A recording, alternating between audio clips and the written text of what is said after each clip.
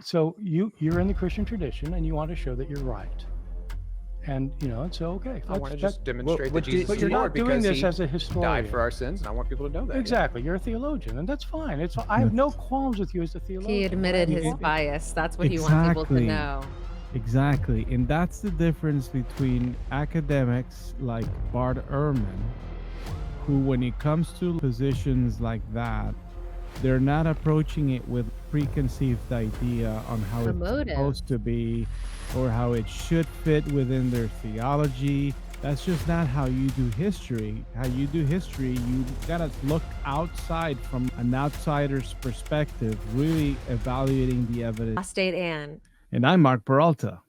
And today we're going to be doing a reaction video to a debate between Bart Ehrman and Justin Bass regarding the topic, Did Jesus of Nazareth Rise from the Dead? Hosted by Premier Unbelievable. Give us a little background, Mark, about who Bart Ehrman and Justin Bass are. Yeah, so essentially we've got in one corner an agnostic professor, world-renowned author, Bart Ehrman, where he's going to come in and argue against the evidence and against the argument of the apologist, who is Justin Bass, who, by the way, graduated from Dallas Theological Seminary like I did. He's a theologian, New Testament scholar, and so I'm excited to share with you some of the comments and observations that will come out of this. This is really interesting conversation. Awesome. Let's get into it. But are its historical origins best explained by naturalistic means, or is the explanation the first followers gave, that Jesus had risen from the dead, still a plausible option for people today? I think, in a sense, because you're making the positive case today for the resurrection. We'll start with you, Justin, if that's okay. Can you just give us a thumbnail sketch of how you make the case for the resurrection in your book? Yes. And thanks again for having me on. Thanks for doing it again with me, Bart. This is really great. As Bart well knows, New Testament scholars today and over the last 250 years of biblical, scholarship disagree on tens of thousands of things.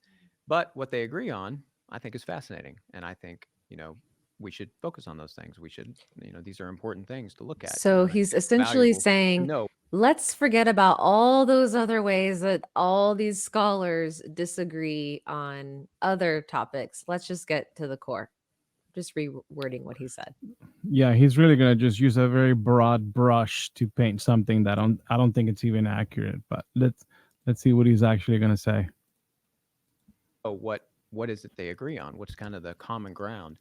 And so my book is basically the goal is to capture where that agreement is among scholars. And to put it simply, on these issues, it's Paul. So Paul, being a bedrock eyewitness, that believed he saw the risen Jesus. This has not been denied across the board throughout history. When it comes to his sources, when it comes to Paul's early letters, when it comes to traditions that he is quoting within the letters, Paul, it's agreed upon that he wrote those letters. It's agreed upon that he's getting these traditions from. So that's where I'm going to press the pause button here, because not everything he's saying is actually accurate, in a sense that all these scholars have this consensus, especially the whole authorship about Pauline letters. And I don't know, maybe his way of kind of like being tricksy with language is, I don't know if you notice, he said something like his early letters. So I don't know if there's like early and late letters perhaps, but for sure there are at least 6 Pauline letters, quote unquote, that are highly debated, and scholars don't agree that they were actually written by Paul. These are Ephesians, Colossians, 2nd Thessalonians, 1st and 2nd Timothy, and Titus. So early on, probably when he hung out with Peter for 2 weeks, with James, the Lord's brother. And then we get bedrock facts that I focus on concerning Jesus' death and resurrection that come forth from those bedrock sources. And those are namely these: Jesus' crucifixion. Then we have the claim, the actual just claim of Jesus' resurrection. I think that alone is just an innovative, unparalleled, unique idea that had not been known. Nobody was expecting a resurrected Messiah, let alone a crucified Messiah, in the middle of history. Okay, well, that isn't accurate, although they are going to chew on this a little more. So I'm going to let them continue speaking, and before I say anything else. third is the appearances, which largely are cataloged in 1 Corinthians 15, one of these early traditions. And then the fourth would be, I could use the great title from Bart's book, The Triumph of Christianity. So the fourth is basically how the early Christians, starting in Jerusalem and the very place where Jesus was crucified, launched from there and went on to transform the Roman Empire, went on to transform many nations, laid the foundations of Western civilization, and ultimately, still today, the largest religion on the planet. Yeah, see, that's also inaccurate, because I think one of the Gospels really does seem to begin, the whole Christian movement starts in Jerusalem and it seems to spread outward, but other Gospels don't necessarily read that way. It seems like one of them makes it seem like it starts from Galilee and then it moves outwardly from there. So you can't really say that there's a consensus on this. The Gospels clearly disagree with each other. Throughout the 21st century is going to continue to be. We have a religious future, a religious landscape of the world in our future. So that's kind of some bare facts and sources to lay out. It's a helpful one. Now, we're not going to cover in depth all of those facts on this conversation. And I thought we might sort of specifically focus in on maybe the last two that you mentioned, particularly the appearances and the rise of Christianity. But let's just briefly touch at least on those others, the fact that Jesus died and the claim of the resurrection. Now, presumably, you don't contest that both of those things happened, Jesus' death on the cross, and indeed that people claimed that a Messiah had been resurrected in history. Do you want to add any? Well, not much. I mean, no, it's absolutely, I think, the problem with saying that every historian agrees on something is problematic. You can't really say virtually all. Yeah, because of course there are people who deny that Jesus existed, and the weird thing is that there's I mock them well in the book, and I quote you. The strange thing is some of the people who think that Jesus didn't exist do think that he was crucified. Right. Okay. That's in an the oddity. heavens. In the heavens. Yes, you're right. Yeah. So, I know who you're talking about. I think just about every historian who's really worth their weight would, yes, absolutely. I mean, they'd say more things about Jesus, but they would agree on. But they certainly agree that he was crucified, and they certainly agree that afterward the disciples claimed he was raised from the dead. Absolutely. Okay, great. Well, we've got a measure of agreement to start with, and to God be the glory. I suppose what we want to know is, I think something that's important to highlight here is that Bart Ehrman is making the point that he believes that the disciples, or the people that wrote the Gospels, believed that Jesus had been raised from the dead. But what he's not saying is that he believed personally that Jesus had raised from the dead. Just that. So I think that it actually happened historically. Ultimately, how do we put these facts together? And I think that means probably just sketching out a little bit more about, well, why don't we start with the appearances, Justin? So tell us about these appearances. Let's find out where Bart agrees or disagrees with you concerning the nature of them and what was reported, and then we'll go from there. Yeah, thanks, Justin. I think here's a way to think about the appearances. I love Acts 17. I'm sure Bart loves this chapter, and one of my favorite chapters maybe in the entire New Testament, where Paul goes to Athens and he's preaching on the Areopagus. But before that, it actually says that Paul was interacting daily with those who happened to be there in the marketplace and on the streets. And so here Paul's a street preacher, and I just love the idea of him engaging with pagans. And I like to imagine. Well, let's not forget that he was also selling tents. He was a tent maker, so he would have been just selling merchandise as well. Yeah, it seemed like that was a leap, dealing with people in the street to preaching, street preacher, and all that. That seems like he was adding that. Yeah, he's kind of fantasizing this amazing preaching, street preaching ministry. But how did Paul engage with them? What was the content? We're not told the content of those conversations. And so I like to think, in light of the appearances, I think the appearances probably would have been one of the things that he would have presented to a pagan as evidence for the resurrection of Jesus. He probably would have said something like, hey, Jesus appeared to me and I hated him. I believed he was cursed of God on the cross. I believe that, he needed. I won't let him get away with it. So notice the use of the word pagan. That's very much inside language, So that's a Christian, how they refer to anyone who's not a believer or who's not in the church. It seems like he's trying to make the argument that just because they were a skeptic and came to believe, that's more credible. But we see that with all kinds of claims. That doesn't validate the claim. Absolutely. Yeah. It's no different. His movement need to be wiped out. I was on my way to arrest Christians, and ultimately he appeared to me, and he loved me, and he forgave me, and he can forgive you. And then maybe the pagan was kind of like a Bart Ehrman skeptic and said something like, oh, well, why should I believe you, Paul? And Paul said, well, what about Peter? Peter was his chief disciple, and Jesus appeared to him. I can introduce you to him. And what about James, his brother? And what about a group of disciples that ultimately were with Jesus for 3 years, that he appeared to them multiple times? And also 500 people even Jesus appeared to at one time. And hundreds of them, I've met many of them, hundreds of them are. The thing is that the way that he's telling these details is as if like these are all known and commonly accepted facts, historical facts. But in reality, what we have is a book which consists of several letters that kind of speak to that. So that's one thing. You've got papers making claims. Another one is you kind of affirming that these things indeed took place. Like, yeah, we have all these eyewitnesses and we have all these people, blah, blah, blah. But what you have is a book saying that you have these eyewitnesses. I'm sure that if this were happening like in today's modern, times where someone is accused of a crime and you think a piece of paper that says so-and-so killed so-and-so is going to be good enough in a court of law? Not necessarily. You're going to want evidence. There needs to be a body. There needs to be material evidence and so forth. Right. The entire case is resting on the assumption that the document is true. Yeah, exactly. Are still alive, and you can go and investigate and talk to them about what it was like to see Jesus. I mean, I like to just imagine that it was something like that. But, I find that compelling, and I think that, that kind of layout is what Luke means in the beginning of Acts when he refers to the convincing proofs. He says there were these convincing proofs, tekmerios, this great Greek word that was used for irrefutable thing. This Luke guy, by the way, I think he was a companion of Paul, like a student. So it's not like Luke was one of the disciples that was walking around with Jesus.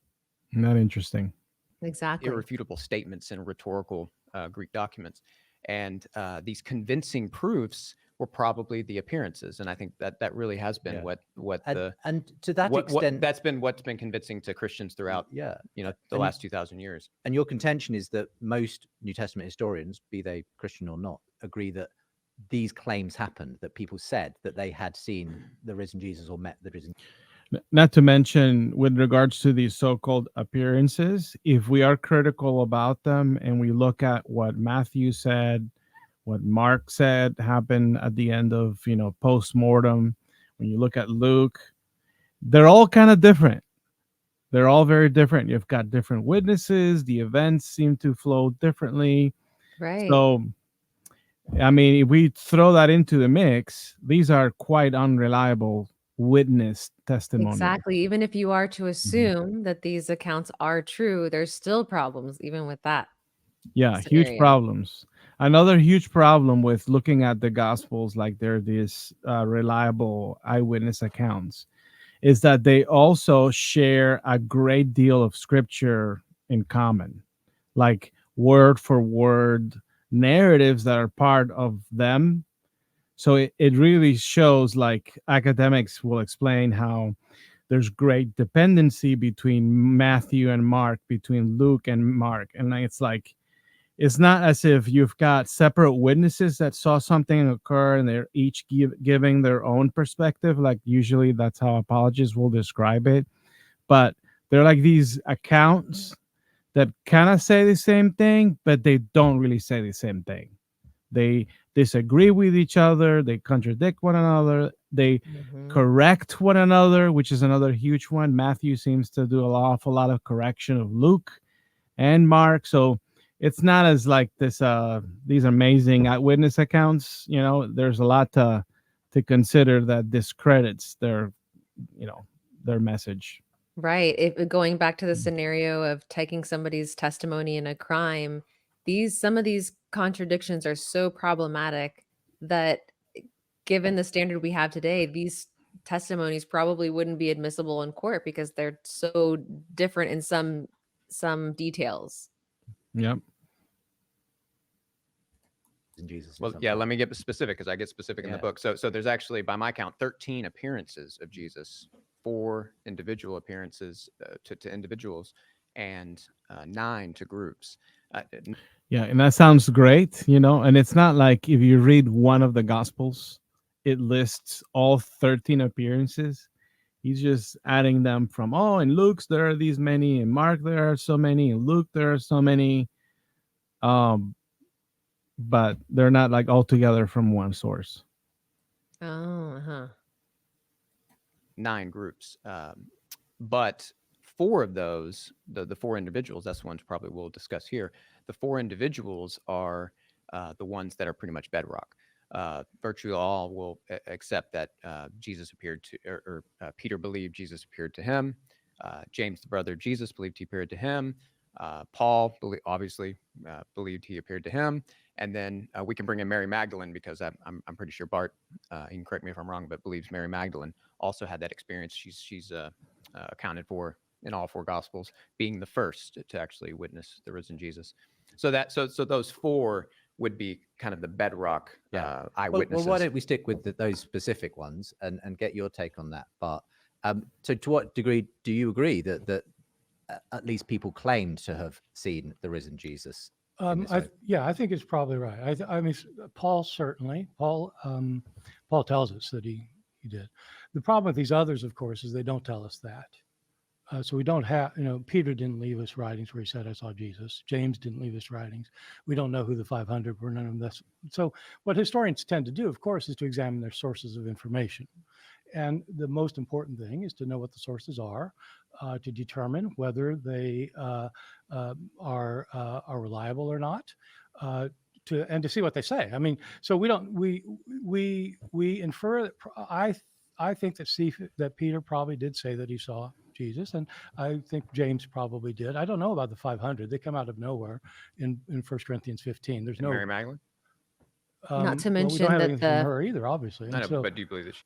not to mention that the 500 accounts is really still one account. It's one person's account that 500 people had this eyewitness account, and we don't hear from any of them. None of them are named. Why not have 500 books in the Bible from 500 different people? That would be much more compelling. I mean, I know we don't have that, but you can't say that 500 people then were eyewitness testimony to this. Yeah, no, at the very best, you have one person claiming that 500 people saw the resurrected Jesus. Mm-hmm. That's a different thing. That's right. She had an experience. Yeah, I do. Okay. And I believe that in a lot of religious traditions, you get reports like that. And so my issue with this kind of bedrock thing is whether it's appropriate to consider these kinds of claims outside of other claims for other religious figures.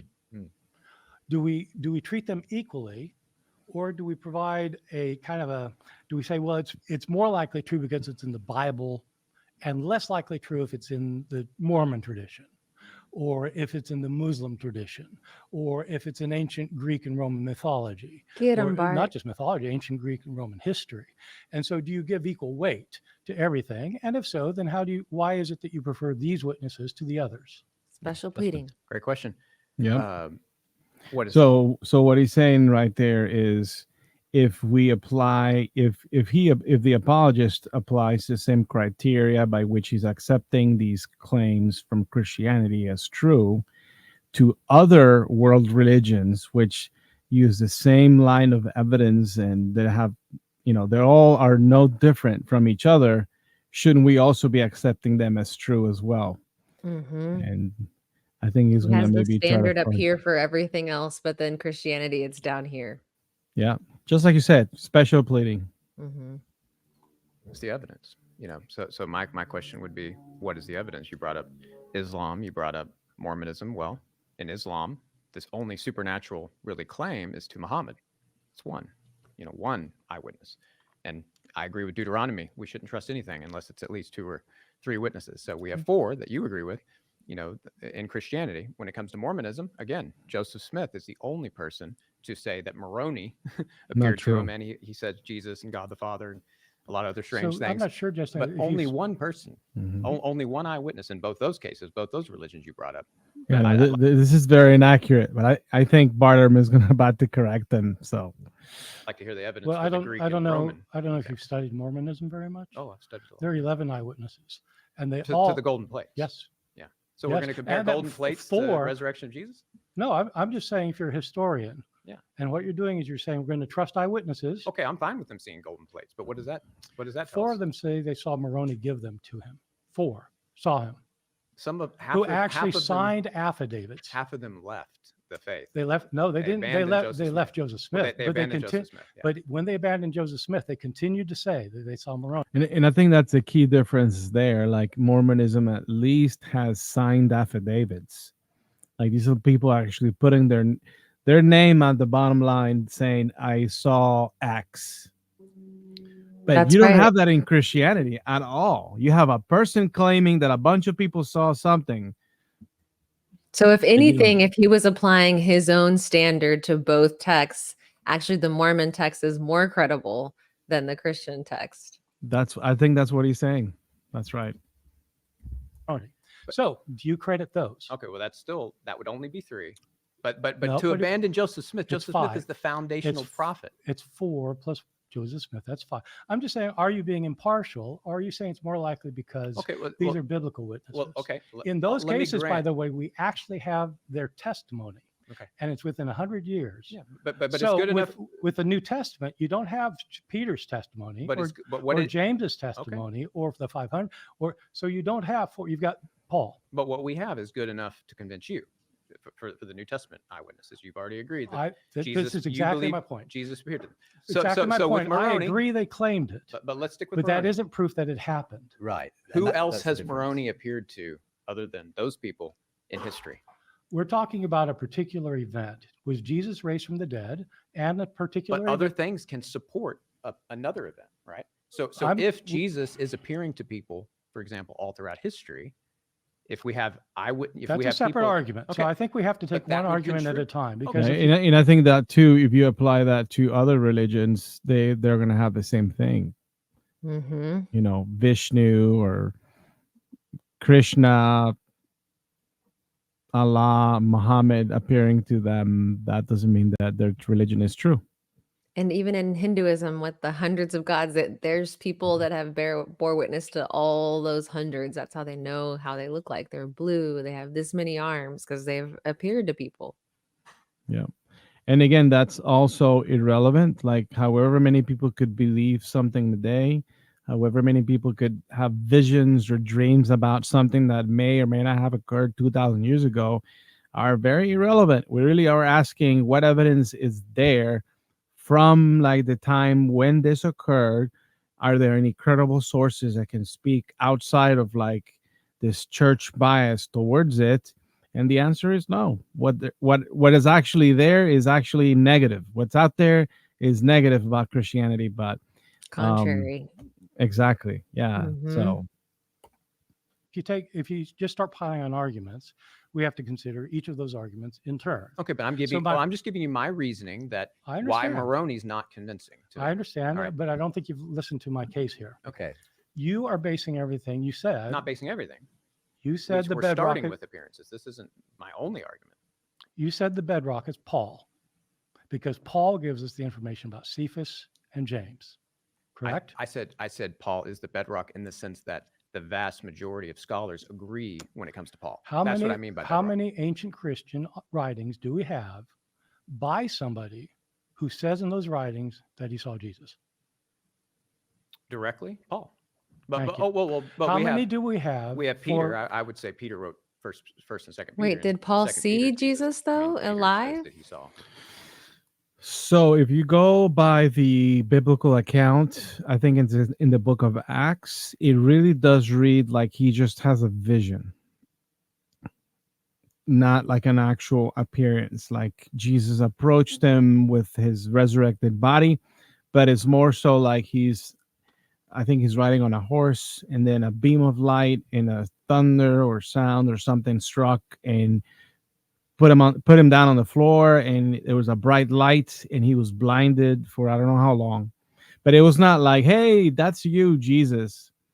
Something else is that, in my opinion, Paul's testimonial about resurrected Jesus, it's a pile of baloney, because we know for sure that Paul was not one of the disciples that walked around with Jesus.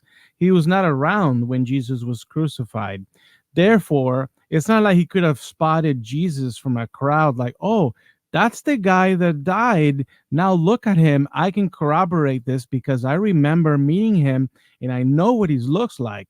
So in a culture where we're devoid of photography and things of that nature, his testimonial is meaningless whatsoever. And it's the one and only person he mentions as an eyewitness. It's the one and only where we actually have a paper trail. The scholars agree that it came from him. Mm. Yeah. So that argument's not holding up very strongly. Yeah. Saw the transfiguration. The transfiguration, exactly. That's not the resurrection. Okay. So you've but got John Paul. saw the risen Jesus, at least in heaven, in Revelation. Are you're counting that as a historical source? He's Of citing seeing Revelation. Jesus again. That's In enough. heaven. That would contribute to the argument. Again, that's the point. That these things Which go. I don't think Revelation has Paul seeing Jesus in heaven. And this is I supposed to be think futuristic, right? He's citing this as an incident that's happened because it's supposed to be a future account. Mm-hmm. Yeah, and there's a lot of debate on that, but certainly that whoever receives the vision is John, not Paul. Oh, Yeah, so I think he's incorrect. Maybe he doesn't know his Bible. Go back Okay. to Let me try again. support because the I think original I want us to be clear what we're miraculous talking claim. about. You have nothing be beyond clear. those three witnesses with Moroni. Okay. Nothing. Let me finish. Okay. You're saying that Paul gives us the evidence for himself. He saw Jesus, but none of the others. You think Peter wrote 1st and 2nd Peter, and okay, but that would be 2. Mm-hmm. I'm saying that in the case of Moroni giving Joseph Smith the plates, we have 4. So if the idea is that you trust eyewitnesses who swear to what they saw, and that we're doing this impartially, Okay. we're doing this impartially as historians. In other words, we're not trying to back up our faith. We're not trying to prove that we're right about something. Historians don't do that. Historians try to figure out what happened in the past, and they evaluate their sources. So what I'm saying is, if you're going to take the sources that agree with you and you say that they're probably right, not because they agree with you, but because they're reliable sources, because you've got Paul and you've got Peter say, okay, well, I've got 4 people from Moroni giving the plates. And these people are highly religious people. The religiosity was never questioned. I am not saying that I think that it happened. I don't think it happened. Yeah, for good reason. But on the way you're mounting an argument for Paul and Peter, you notice how he said for good reason? That same good reason he should apply towards rejecting the claims of Christianity as well. that's right. Yeah. But the irony, of his confirmation bias glitch He can prevents with him from seeing reason it dismiss somewhere. those, but not his own. Yeah, that's called being selective, cherry picking what works for you, what doesn't work. Confirmation bias.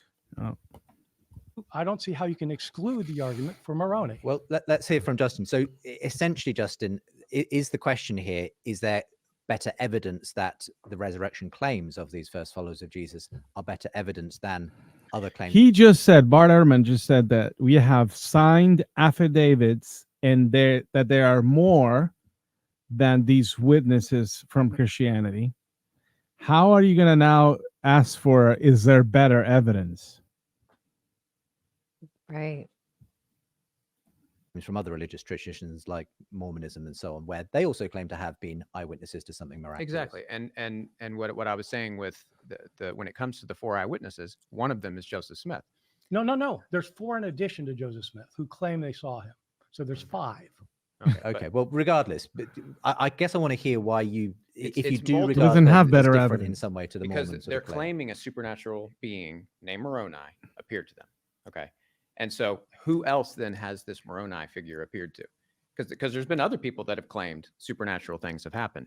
But see, one of the things that I would say, well, who else has they appeared to, right? Okay. And who else has Moroni appeared to? Well, Other than those four. Now, I just want you to agree that's a separate argument now. Yeah, but You it want supporting it. contributes. So let me. I build a so- case with Yeah, multiple exactly, I get arguments. it. It's not just one. So when it comes to corroborative evidence of later witnesses, what about the angel? What about the Mother Mary? Mhm. Now, Mary appears regularly to people. It's completely well documented. Thousands of people claim this happens. I'm going to assume that since you're not Catholic, you don't think these appearances happened. I'm open to the evidence, and I do think some of the Okay, stories so what of do you think Mary of is the evidence? compelling. I think some of the stories is compelling. You think she does appear to people? But I think what the No, issue no, with no. Do you think she appears to people? no, I don't. I don't know. You just said the evidence was compelling. Well, I said it's And let's keep in mind that the claim of the Catholic Church with regards to Mary is one that is like not only was she that she was the mother of Jesus, but that she is the mother of God.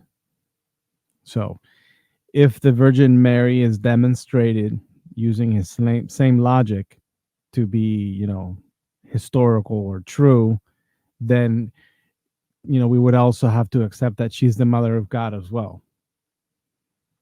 Yes. Mhm. And now admitting that she also resurrected. So now Jesus isn't the only one. If people Yeah. are seeing her too. Yeah, which I'm sure that his evangelical buddies would not agree with. So Exactly. it's it's something to look into. I'm saying it's enough to look into. Why don't you look into it? This would be Well, very I important. have- I have looked into Okay, it, so But let me answer. I think it lacks the unexpectedness. So it makes Oh. and it normally happens Oh, in because Catholic it's context. No, this is- not mhm. because it's not unexpected, then when you have a vision, that's why you can Mhm. easily dismiss it because they were expecting it. That's right. Yeah. But that's not an argument. That doesn't mean that they're really seeing Mhm. it or not. That doesn't speak to the validity of the claim. Yeah. Let's let Justin finish his point. It and I'll normally let you happens come in Bart. Catholic contexts. Okay. okay. And so people who are already Catholic Yes. who expect, they pray to Mary regularly. They expect saints they pray to saints, expect this kind of thing. And it's happened in only, a handful of situations that have actually been confirmed by the church. But I ask you, if Mary is actually appearing to people, would that support the resurrection or not support the resurrection? No, I'm saying that you have better. No, answer that question. I will answer it by telling you that we have better evidence for Mary appearing to people, many groups of people in the modern period, than we have for Jesus appearing to people in the modern period. Okay. By your criteria, that would mean that it's more likely that Mary is showing up. By your criteria. By And- my criteria, neither one happens. Okay, but if Mary is appearing to people, does it more support the resurrection or not? If she, No, but it discredits Protestant Christianity. So you should renounce today and go to Mhm. Catholic Church. Hmm. yes, if Mary is showing up to people, then Okay. that would support the So your resurrection. example to parallel to kind of thwart the evidence for the resurrection actually would support the resurrection. No, you're not understanding my argument. I'm saying that you. But are- that's true, right? What no, I it's just said not. is true. No, you're not. You just understanding. admitted that. You said if Mary is appearing to people, and you think there's a lot of evidence for it. I don't think so. I think it lacks the unexpectedness. The apostles, these people like Paul, Peter, Mary, were in no way expecting Jesus to appear to them. In no way. I So don't so think you're- so Catholics who expect that can Mhm. have an expectation for this type of thing, it makes sense why it would happen. So you have so the Look, arguments the problem is you're arguing about four that we three or talked four about is things stronger. at once. You're arguing three or four things at once. I don't think you've read the literature on Mary because in many I've read instances, a lot of it. Yeah, Laurentine. Yeah. then He's you read know all of full it. well that many times it's not expected. So because if you've read the literature, so No. Of course it's expected. That's the point. no, then you in- haven't read the literature. well, in there that- are in many those contexts- testimonies of people who don't expect it and can't believe it.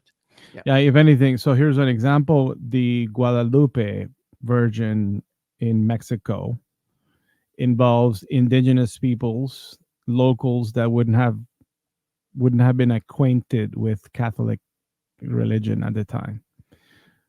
So when that supposed Guadalupe Virgin appears to Juan Diego is not a scholar. He has no idea about virgins in Christianity. He's a little indigenous kid. So it involves the unexpected. But they know about Christianity. They know about people appearing How to many people. They know about people- the resurrection of Jesus. Okay. That's what I'm saying. And is that different The from Chri- they're Jesus in the showing up to Christian people? worldview. Yeah. Well, Where was the expectation for this for is Jesus this is appearing a to people? key part of what you You mean by people discussed, who knew Justin. him? Yeah. What was the expectation? But where's the expectation for Mary? They're not expecting her to show up, and she does. But they're in a worldview that They allows are too that. in a worldview. They're in an No, apocalyptic worldview okay, that where expects was the the resurrection. Messiah? Where was the expectation of a Messiah rising in from the dead? Tell me that. That isn't what generated the appearances. Of They course. thought they saw Jesus afterwards. Of course, because he actually appeared to them. Then they concluded he was the Messiah. But if he didn't They appear to weren't them like you expecting believe, the Messiah to rise. how did they expect? Well, then how did they? And they weren't expecting Mary to appear. Okay, then how did they believe Jesus appeared to them? They saw him. Okay. So what What's- did they see? Well, how do we know? What do they see when they see Mary? You don't think they see Mary? If you're going to validate these people's claims too, essentially seeing a ghost, think about the countless accounts of people seeing a ghost. Mhm. Does that mean that they are really resurrected? Right. It doesn't necessarily do that. And then the other thing is that the way that he's framing it, like no one is expecting a dying and resurrecting Messiah. Perhaps not if you put it precisely in that way, but for sure during, the biblical times, specifically in the first century, you would have already an expectation as part of the culture for these heroes, emperors, people of legend, like Romulus, like Julius Caesar, the Emperor Augustus. These people were leaders that had lived, died, and then people created all kinds of different myths to say that they had moved on to the realm of the gods. And there's this concept of apotheosis, which is how a human being becomes divine. And so the concept of a human being becoming a deity of some sort was already part of that culture, and it was an expectation of important military leaders as well. So Led them to say something that was completely unexpected. Yes. So I think it's So compelling evidence can I that just for it because actually you is guys are the going raised Jesus. 10 to the dozen here, and I just want Exactly. to for the sake of the viewer or listener, I just want to be really clear on this point that you're making at this point, Justin, because there's a lot of different points being thrown out here, but it's that you say that the idea of a resurrected Messiah who had been crucified and resurrected was completely unexpected in that Jewish And Bart culture, agrees. and therefore is what you're essentially saying it's unlikely they would have made something like that up. Yeah. There had to be some kind of experience that came behind that claim because it was such an unexpected claim. Whereas I think what I understand you saying, appearances of the Virgin Mary, although they may not have been expected in that moment or whatever by the people experiencing them, there is a general expectation in Catholicism that sort of thing happens, and therefore it's not so it's hard to within the believe worldview. that Yeah. it's So been I'd- generated. So in where some did way. they get the Okay. idea? I'd like to Okay. respond to Please, that. 'cause I just wanted to make sure we got that really Yeah, clear. no, I think it's a but- good okay. it's a good clarification because okay. I think Oh, by the way, honey, today I bought a new car. It's that new Ferrari. I've got it sitting, back outside. You want to see it? Yeah. What? You believe that I bought a Ferrari? No. Why not? Isn't that unexpected of me to say? Oh, okay. Because it's so unexpected, You then should I believe me. it. that's absolutely right. Okay. And I think it's what happened with the followers of Jesus as well. Okay, go on. They did not expect a Messiah to be raised from the dead. There was no expectation that a Messiah was going to die and raise from the dead. So they didn't expect that. The question is, what happened to generate that belief? Mhm. My view is it's absolutely right that Peter probably, Mary probably, Paul certainly, I would say, thought they saw Jesus alive afterwards. There's something happened to them to make them think that Jesus was alive. It's not because they're expecting the Messiah to rise from the No, dead. it wasn't. Right. What we don't know is who else had these experiences. What we know is that there were claims that other people did after the first people claimed it. Okay. And so once you have a follower of Jesus like Peter say, I saw the Lord, It's not implausible. In fact, others start saying, "Oh, I saw him too." So a bit of that's a not copycat so sort it's of the scenario. same thing with Mary. It's exactly the same thing. And so my point is not that proves that Mary was raised from the dead or anything. My point is that if that's the kind of argument you want to make about Jesus, you can make it about other people that is just as But just is, as plausible. is the historical issue here then that you think that this claim that the Messiah had been raised was kind of a post facto kind of yeah, sort absolutely. of rationalization of Yeah, these experiences they had? They thought he was the Messiah before he died, in my judgment. Right. So they did think he was the Messiah. And They then weren't expecting him to die. Right. Not to mention that the first gospel ever written was written in the year 70 AD. So that puts it like almost 40 years after the actual events would have taken he's so place. shocked, so unexpected. Why not right after the fact? Why so long after? Yeah. And that's, and then to even me, the following testimonies too, much further after that. Yeah. And to me, like a large criticism of this is how the type of evidence, really, you have something that's written down on a piece of paper. Okay, it's parchment, or it's papyrus. So what? It's something on a piece of paper. And if you were going to think about like the significance of accepting the resurrection as true or not, in terms of like what the New Testament is saying, like if you don't accept this, you're going to go and burn in hell forever and ever. Shouldn't God have considered to do this whole thing in a different time, like where actual evidence can be gathered that people would eventually look at and be able to like process and accept it as a actual historical fact? Like we're going to just do this 2,000 years too early during a time where, Yeah, it because doesn't even make the sense. Mormons, because they're more modern, they have a cast of Joseph Smith's face. They have signed affidavit testimony. That's more modern technology of validating claims. Yeah, why not God do it in an era where you can take photography and video and get all 500 testimonies, Yeah, like right now would have been amazing. Like imagine like it's on the World Wide Web. On YouTube, you're watching it live. Jesus is resurrecting. Boom, there you go. Undeniable. Yep. But no, we're going to do it 2,000 years ago, where at the very best, we have these old pieces of paper that where are it says contradictory, that are contradictory.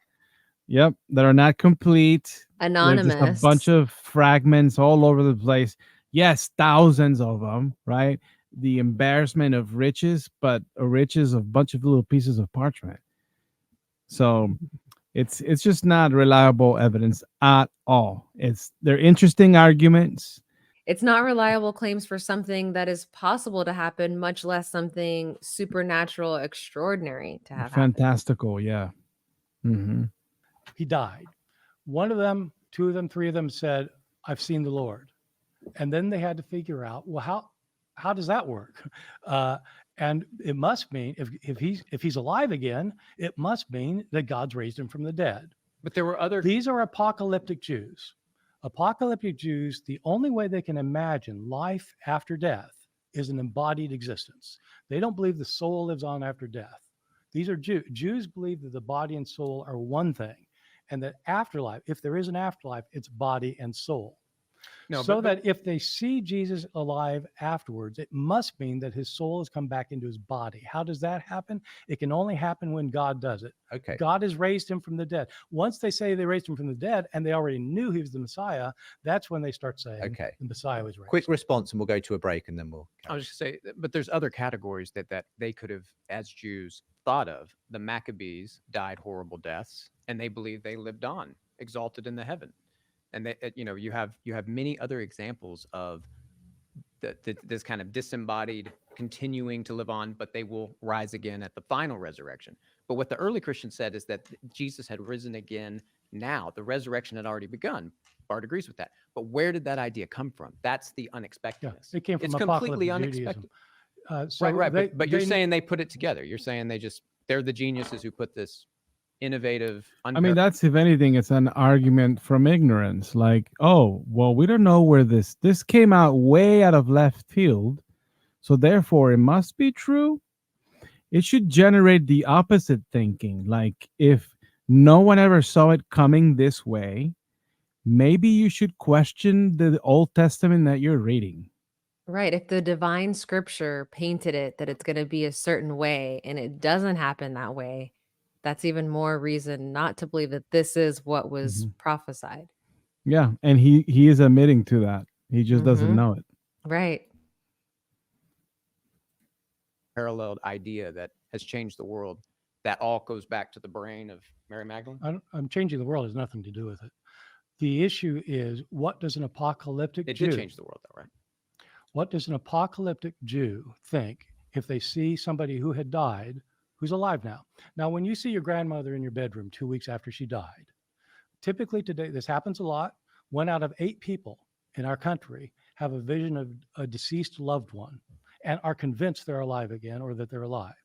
In our context, we believe that the body and the soul are separable and the soul lives on afterwards. So when you see your grandmother in your bedroom, as 1 out of 8 people, not necessarily your grandma, but some beloved one, typically what you think is their soul's gone to heaven, they've come down to visit me, because that's our mentality of an afterlife. But you're Apocalypticists don't have that. They don't have that view. Their view is that if somebody's alive after they died, it has to be a resurrection because the soul doesn't exist outside the body. So when they see Jesus, he's got to have a soul back in the body, which means God has raised him from the dead. That's the first thing they know, and they don't have any theology about it. It's just, oh my God, he's come back from the dead, and then they work it out. Quick response, and we'll go to our break. No, Josephus, for example, definitely believes souls exist. He's not an outside. apocalyptic Jew. Well, why He's not? he's anti-apocalyptic. I don't know if you've studied Okay. Josephus. Josephus is famously anti-apocalyptic. We're talking about apocalyptic Jews. Bart assumes that they just saw something, but he hasn't explained to us what they saw. And whatever they saw changed their complete worldview. I don't know what you see when And- you see your grandmother either. Yeah, How he's probably thinking would about being that able to passage. describe what they looked like mean anything? Like, and how would anyone know what somebody saw through somebody else's eyes? I don't understand where he's going with that. He's trying to kind of set the stage where it's highly unlikely that this would have taken place. So therefore, it's highly unlikely that it took place because it's written down somewhere. But I definitely don't say she's raised from the dead. You say she's still alive. Well, but she's still dead, though, right?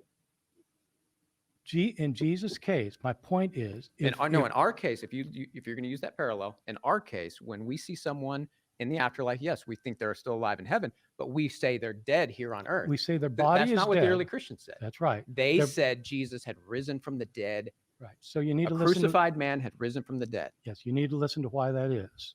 We say their body is dead and their soul is alive because we do believe in the difference between the body and the soul. Apocalyptic Jews did not. They could not say that his soul is still living because his body can't be alive unless his soul comes back into it. What I think he's saying is that if you're an apocalyptic Jew living in the 1st century and you see somebody out on the street that looks like somebody that you thought that you knew they had died, and you see them again, then very likely what that means is that person had resurrected and they're walking around with a body. So it's not that it's a ghost. It's like they're coming back from the dead. Yeah, they came back because that's a thing that happens. So with that, all it takes is for you to believe that you saw someone that you remember being dead. That's evidence enough that the person had resurrected, because they can't think of any other scenario other than resurrection took place. Especially with the belief of resurrection that was already around with many other gods during that time. That was sort of a feature of your divine being, right? Correct. Yeah. So it's sort of like syncretism of concepts. You have like the suffering savior type mixed in with the resurrecting Greco-Roman type. That's a hero. Out comes Jesus. And the Egyptian influence of resurrection too. Of resurrection. Yep. They don't have our view of the separation No, of no, body. I disagree. with you. Well, look, we're going to take Apocalyptic Jews only we're going to have that view. take a break there. Really? We're going to Yes. take a break. Okay, tell me some. I'm going to take a break here, and we are going to just take a quick break. and we'll come back to this. We can keep going on the I think we will. appearances, or we can. It might naturally segue into the central question: did Jesus of Nazareth rise from the dead? Now, just in that last section, Bart, you were sort of obviously going at it with Justin there as to whether this constitutes evidence for a resurrection, or whether it's just a sort of post hoc rationalization by apocalyptic Jews of the fact that they had some kind of an experience. Now, what do you say those experiences were? They said it was of a physically resurrected Messiah. What do you say then they probably actually experienced from your perspective? So we have lots of records, of course, of people being seen after they're dead.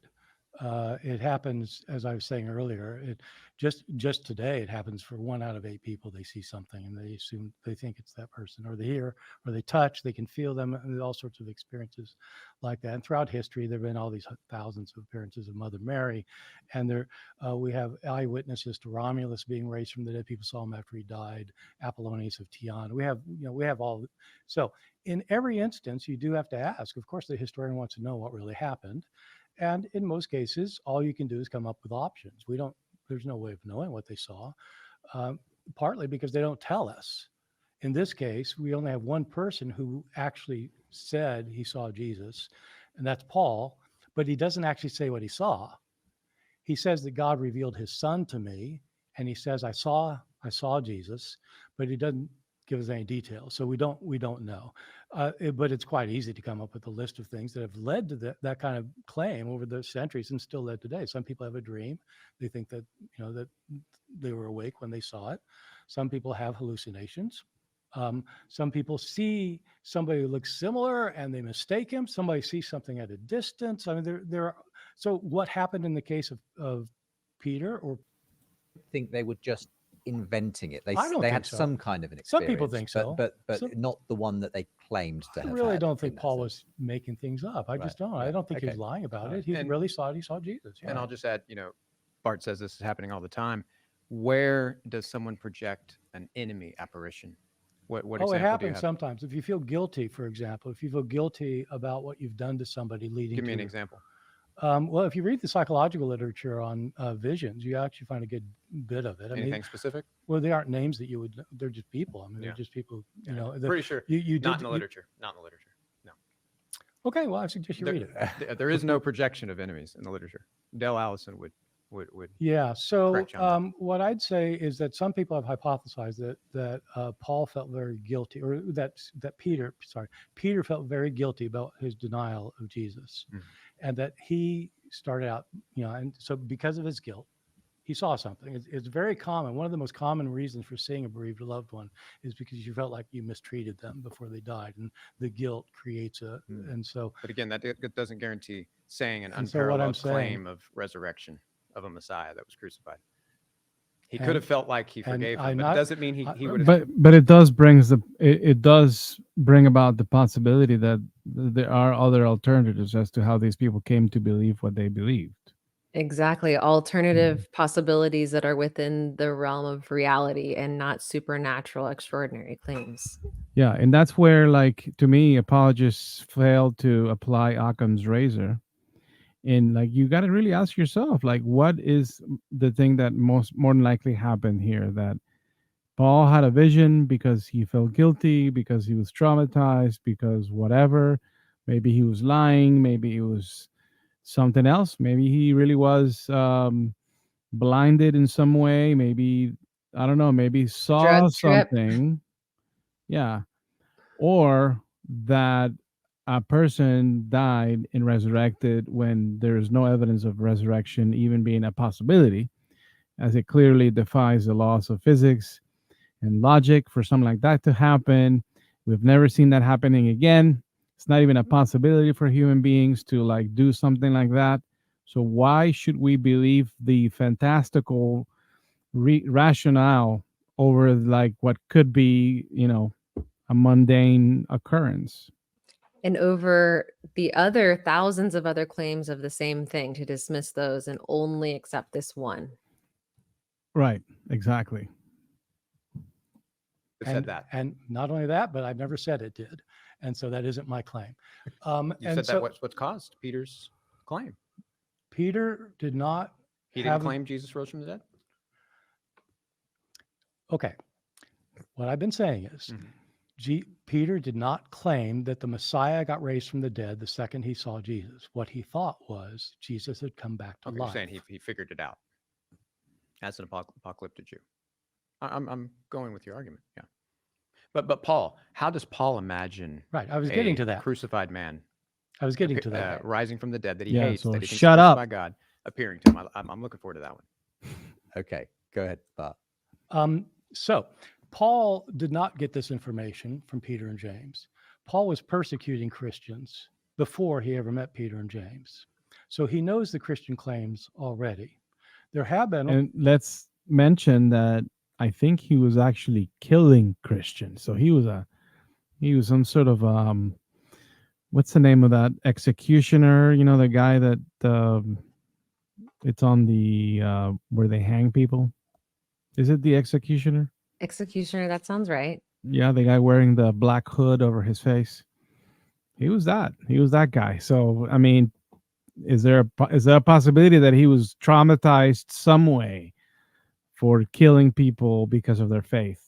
I think that's Definitely might be within the the case. realm of possibility. Yeah. Yeah, Pete's a little PTSD. Mm-hmm. A lot of psychological analyses about what might have happened to somebody who feels guilt over what they're doing to these people that would generate a vision and to have a conversion. As you probably know, there are instances in which people who are enemies of Christ have visions in which they get converted. And so Paul would be in that category. Yeah. Okay. But again, Sundar Singh, by the way. And I think today I've heard testimonials about Muslims having dreams about Jesus converting over to Christianity. Does that mean Islam is true? Or does that prove Christianity? Not necessarily. Dude had a dream. That's it. I can have a dream about Hare Krishna and become a Krishna follower tomorrow. That doesn't mean he existed. In fact, I think that's a lot of what I hear Mormons do to confirm their belief is they just pray, and if they have a vision or some kind of confirmation, and that's really what leads them to accept this as truth. Would be a great example of this. This was an Indian that became a great missionary.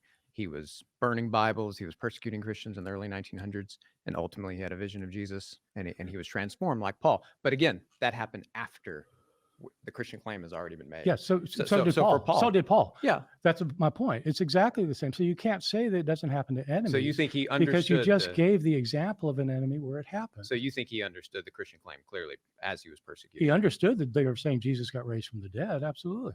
And then why else is he persecuted? And then he imagined on the Damascus Road. I didn't say he imagined anything on the Damascus Road. Well, what happened on the Damascus Road? I just said that there are lots of options and we don't know because he doesn't tell us. Well, he said he saw the Lord Jesus. That's what he said. He said he saw the Lord Jesus. But what did where did he see him? When did he see him? How did he see him? How close was him? Did they talk? Did they spend a week together? Seeing him's good enough, right? He thought he saw Jesus. I've been saying that all along. He thought he saw Jesus. I'm not expecting. I'm asking why you don't believe him. Why do you think Paul's wrong? I mean, given that Paul never really met Jesus in person while he was alive, what are the chances that he could have mistaken him with somebody else? Exactly. Mm-hmm. Yeah, that's why we can't, find his claims credible or convincing enough. You got to have something else. Even in the police lineup, they line up all the suspects and you have to pick out which one it is. I mean, if you didn't have the... Yeah, that kind of rules out you just picking somebody at random.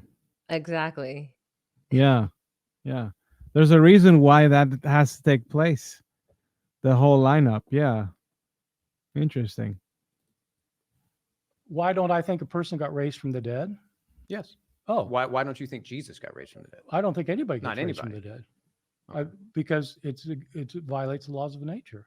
Okay. I mean, so you have the kind of a materialist, fundamentalist view. Well, let me ask this. You think God raised Jesus from the dead, right? Do you think God can break the laws of mathematics? Can God can't contradict himself, no. Because he is. Exactly. Mathematics is his language. That's right. The other language he uses is physics. How does he know that? Can he break the laws of physics? I mean, I think we're getting off. No, we are not getting off. He's cornered. He's now trying to run away. And the reason I don't believe it. He wants to make a special case in his logic where some exceptions can take place. We can violate all the laws of physics in the world with the resurrection, but everything But else, not it math. has to be But that not way. math. Yeah. That's in line because he created that. But the physics law that he created, he doesn't. He in that case is inconsistent and breaks those laws. Sure. Mm-hmm. Well, Is because it violates the laws of physics. Well, And I don't he think can feed God, things into his system for sure. I don't think God can break the law of physics any more than he can break the law of mathematics. Feeding things into his system to bring a dead person to life is not the same thing as making 2 + 2 5. That's It's- completely different things. feeding things into a system. What evidence is there for a God feeding things into a system? And what is that system? And what is the feeding? Like, he just made this whole thing up just off the cuff. Yeah. They are both laws that have never been broken in history. Except in the case of Jesus, right? So here's the question. This is a Special very big, pleading. And that's the claim. it's a very big question, because what you're arguing is that the most probable event that happens with Jesus, because Paul and Peter said it happened, the most probable thing is the violation of a law of physics that has never been violated in 13.8 billion years. Never, except in this one instance. Well, now, if you're a historian, historians don't argue that something that happened only once in all of history is the most probable occurrence because somebody said it happened. Unless there's an incredible evidence. The incredible demonstrate evidence is that it's Paul said not just so. that, not just that. We're just getting started. The irony of labeling incredible evidence. Exactly. Oh, That he man. can't apply in any other situation. Mm-hmm. That's standard. What's interesting here for me, Bart, though, is that presumably, on the face of it, if you do believe that God would never, if there is a God, let's say, that God would never break the laws of physics, then on the faces of it, no amount of evidence could persuade you of a miraculous claim. You've kind of decided that before you come to the You'd have text. to. What you'd have to do is you'd have to have evidence from physicists that these laws don't apply.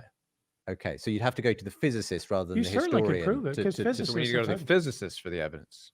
What Well, if you're going to say that the laws of physics have been broken one time in the history of the human race, then you need pretty good evidence. And the evidence that somebody said they saw somebody But is that's not the only real. evidence, and we're going to talk about. I mean, we could just narrow in on the so-called ascension of Jesus, where he appears to fly up and disappear in the atmosphere, clearly violating gravity and things of that nature.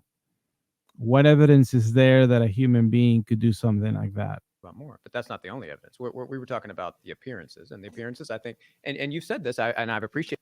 He's saying Paul is not the only evidence, but that's the evidence that he's starting with because that's supposed to be the strongest. So if it doesn't even meet the strongest bit of evidence falls apart. I mean, what else do you have? Yeah, that's his best piece of evidence. Mm-hmm. You said this and how Jesus and how Jesus became. And if it's not, then go ahead and bring it. Where is it? Right from the God. top. You talk about how basically the evidence is consistent with if Jesus did rise from the dead, and I appreciate that because you're saying if Jesus rose from the dead, basically the evidence we have looks the same. It would look the same. So you don't believe he rose from the dead, but the evidence does support the miracle. Do you agree with that? No, of course I don't. Well, okay, consistent with the miracle. Is it consistent with the miracle? Let me put it this way. There is a famous Jewish holy man, Baal Shem Tov, who eyewitnesses have told us lived in the 18th century. He told us he could heal the sick, he could cast out demons, he could raise the dead. We have eyewitness accounts of this. And my suspicion is that you don't think it really happened because you'd be suspicious of those reports. I think the fact that nobody outside of Hasidic Jews think it happened is quite okay. Who outside of Christians think that Jesus was raised from the dead? Pinchas Lapid. Ooh. He was a Jewish historian and scholar. He wrote a book called The Resurrection of Jesus. You should read it. It's actually really good. He actually was convinced by the evidence that Jesus rose from the dead. Right. Yeah. You should read it. It's really I mean, good. I He's a great guess- I scholar. The guess point the point is if remains you that the come to the- majority of people who accept the claim are the people who are within that belief system. For sure. And that's the way it is for everybody else or in every other religion. Mm-hmm. believe that Jesus has been raised from the dead physically, it's quite likely you will become a Yeah. Christian. So And if you inevitably believe, and if you believe the people miracles who- of Baal Shem Tov, But- then you become a And Hasidic Jew. I also point out So, there but are it's, so that is an evidence Okay. that Baal Shem Tov really did these things because somebody believes and then converts. It's Yeah, not evidence. and I would also add that there are scholars that I appreciate, people like E.P. Sanders. I know you respect E.P. Sanders.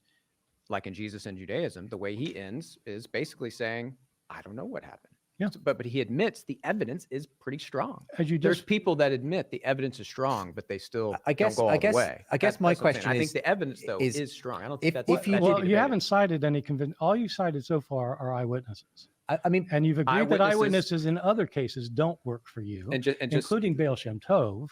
And so I'd like to know, why do you choose some eyewitnesses again- over others? again, nobody. This goes back to Moroni. Nobody outside of those few people believe Moroni appeared to them. Nobody outside of a certain Hasidic What Jew. is he talking about? Like, have you ever heard of the whole Mormon church? The Church of Latter-day gosh. Saints? They all believe that, He is so Just believe special that Baal- pleading. for sure. And not really being accurate or telling the truth. Right. He has a Sure, very totally. small, How about narrow more- perspective, not a worldly perspective to which he's applying the same standard to everything. Mm-hmm. Mormons. How about Christians? How about Mormons? I just said nobody believes those miraculous claims happen outside. Yes. Well, nobody outside of the Christian faith thinks that Jesus is the Son of God who was raised from the dead. No. But like Paul, for example, is an enemy that got convinced that Jesus rose from the dead. You Who just is the Paul for Baal Shem Tov? Tell me who he is. Well, there are a lot of Hasidic Jews who didn't start out as Hasidic Jews who read these Okay, but stories. who's and become a convinced. Paul? Who's someone who was persecuting the Hasidic Jews and then So the fact that there's an antagonist that then converts, somehow that's also evidence of it being true. Exactly. You have countless examples of the opposite and people jumping to all kinds of religions. So it can't possibly speak to the validity of it. For sure. Yeah. got convinced by the Baal Shem Tov miracles? You I bring all don't these think- people up, but it's insane. I mean, Jesus is completely unparalleled, completely different than all these You rest. are a Christian. You've always been a Christian. Of course, you think that Jesus is the greatest thing ever. And so I You've almost understand said that you think Jesus is the most compassionate, the most influential, amazing person. You've No, said I don't think things he's the close most to Oh, that. what? No, I don't. But so you're in the Christian tradition and you want to show that you're right. And it's okay. I want to That's- just demonstrate that what do- Jesus but is you're Lord not doing because this he as a historian. died for our sins, and I want people to know that. yeah. Exactly. You're a theologian, and that's fine. I have no qualms with you as a theologian. He admitted What I his want- bias. That's what he wants people to Exactly. know. Exactly. And that's the difference between academics like Bart Ehrman, Mhm. who, when it comes to like positions like that, they're not approaching it with like this preconceived idea on how it's Emotive. supposed to be or how it should fit within their theology or whether or not it's within the canon. Like that's just not how you do history. How you do history, you gotta look outside from like an outsider's perspective, really evaluating the evidence as it comes, as it is, without trying to force something else. But in the case of the apologists, they cannot do that. They can't detach themselves from the Christian dogma, from their creedal statements when they do history. That's why they are portraying an inaccurate understanding of the historical events that might have or might have not taken place during the first century with regards to this character, Jesus. Very well said. Problems with is you claiming that you're doing this on disinterested It's a historical historical ground. religion. If it didn't happen in history, it didn't But happen. if you're going to be a historian, you have to treat every religion equally. if you're going to be a You were historian, raised in. you need to be open-minded to miracles. Yes, you're open-minded to everything. No, I are am you? open-minded. Yes. If But you can said show, that you said that the physics can't be I did say that. defied. No, you didn't hear me. Okay. I said you're saying it happened once in the entire human race. How many people have lived? I don't know how many people have lived on billions of Billions. people. Mhm. There are 8 billion people alive today. None of them is going to rise from the dead. How many people have risen from the dead? In your judgment, 1 out of 20 billion who've lived or something. How many people have mistaken something they've seen? How many people have had a dream that they thought was something that was real? How many people have had a vision of a deceased loved one afterwards? Millions. Right. I So mean, this is if you're basically talking Hume's historical- argument, isn't it? Against miracles. That And I'll just essentially take it's one more. far. So I'm different far from more Hume. I'm not saying that it didn't happen. I'm saying that if you're So you're saying a historian can discover miracles in history, then? You are saying that. I wish you wouldn't put words in my lips. Okay. Because I said Holy- you I seem to be said, closed-minded. let as me a historian repeat on it because I miracles. don't think you heard it. Okay. Heard it. I'm saying that historians establish what probably happened on the past on the basis of probabilities. If the probability is 1 out of 800 billion or something versus 1 out of 8, Well, what do historians think about that? Do some- they think it's more likely that the laws of physics are broken? Even they grant, okay, laws of physics could be, suppose they grant that. Do they say it did happen in this one instance because we have these 3 people who said it happened? Or do Or- they say maybe they missaw something? Okay, Justin, and then we'll move on to your next bedrock. You know, fact. we talk about 107 billion people that have walked the planet. That's fine. Out of those 107 billion people, how many of those people, those human beings, are worshipped by billions of people and called Lord and God today? Okay, nice. So now we're stepping over to an ad populum fallacy. Very nice, Mr. Apologist. See, this is what bothers me a lot. It's like they're going to try to make this claim like, oh, so many people believe this and so many people are Christians or, whatever. And that means that this was historically true. Right. Essentially, he's claiming that, yes, it is improbable and super unbelievable to resurrect, but it's also super unbelievable and improbable to be worshipped by millions. Highly improbable plus highly improbable, that means that's Jesus. No, that means it's highly improbable. That's what it means. Yeah. I mean, Highly and many improbable people squared. can believe in something highly improbable. Yep. Let's continue. Can't say that more people worship Jesus now, therefore he was raised from the dead. Okay. Because let me You haven't finish. let me finish my point. I was I'm making a point. answering your question. weren't answering You the asked me my question, Okay. and I'll I'm let you answering it fin- now. all right, So let me let Bart finish my finish question. and then you come back. You say 107 billion, and since more people worship Jesus now, that's evidence. And I mean, that's what it is today. But originally, right after it happened, it wasn't like all these people came to believe and there's just a swell that we still see today. Like this was Mhm. very small and kind of Yeah, a few dead hundred. for a long time. Yeah, maybe a few hundred people, like for a couple of decades. Hmm.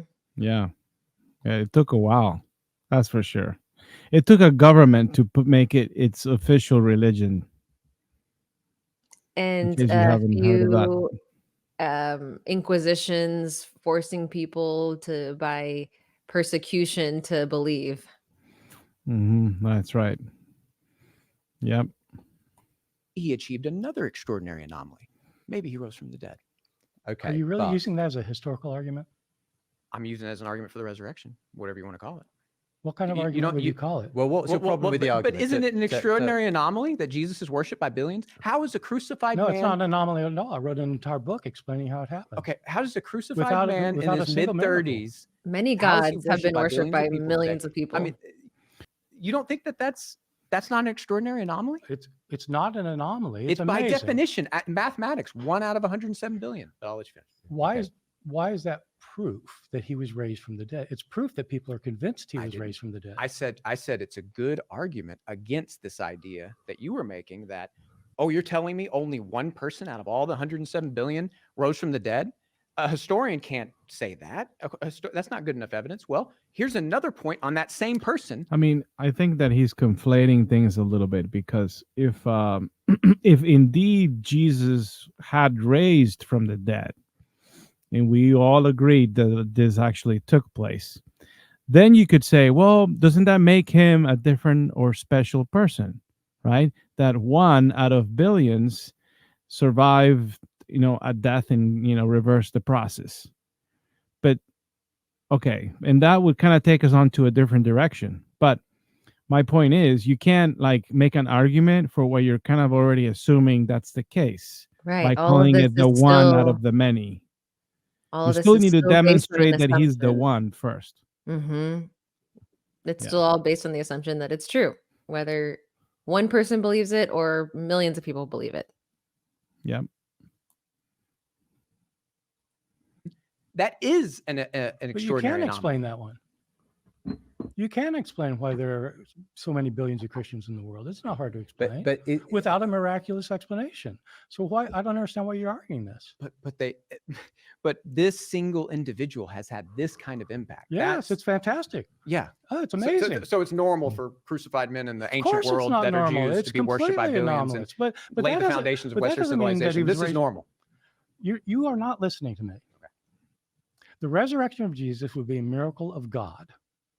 You can't use the fact that many people became convinced of that miracle to prove that the miracle happened. Okay. You can only use that to show that people were convinced it happened. There are other reasons people get convinced by things other than the fact that God intervened in history. Okay, but don't you see the point that if Jesus did rise from the dead, that would be a pretty good answer to why he has had this extraordinary anomaly impact on the No, world. I don't think it has any relevance to it. No relevance. No Okay. relevance. This I is mean, kind of like saying, Mhm. well, you found presents under your tree on Christmas Day, and the children believe that Santa really came. Isn't that what it would look like if Santa really did come down the tree and leave presents? That's what it would look like. It would be presents under the tree and people believing it. So, because that's what it would look like if this really did happen, that must mean it really did. That's what he's saying. I mean, you can make Mhm. the same case about various other religious movements and revivals that took place throughout different places in the world. Islam, Buddhism, Hinduism, and all its variants. So So he's essentially saying, couldn't this be one explanation? Well, sure, could be, but there's way more other explanations that are not supernatural, not extraordinary, not violating the laws of physics. So they're more likely. yeah. I mean, okay, let me put it like this, okay? Okay. So the Mormon Church, back to the Mormons for a second. The early Christian movement from the days of Paul up to when Constantine converted, okay, it grew, if you actually just crunch the numbers, like you start out, just say in Paul's day, I would say before, say right after the resurrection, there are like 20 people, okay, who believe in you. You got the 11 disciples, you got a handful, say there's 20 people. 20 to 3 billion. Yeah. So by the time you get to Constantine, by the time he converts, there's probably 5 or 6 million Christians in the world. So if you crunch the growth rate, like, what would it take to get from 20 to 5 or 6 million at that time? It's about 30% every decade. Okay.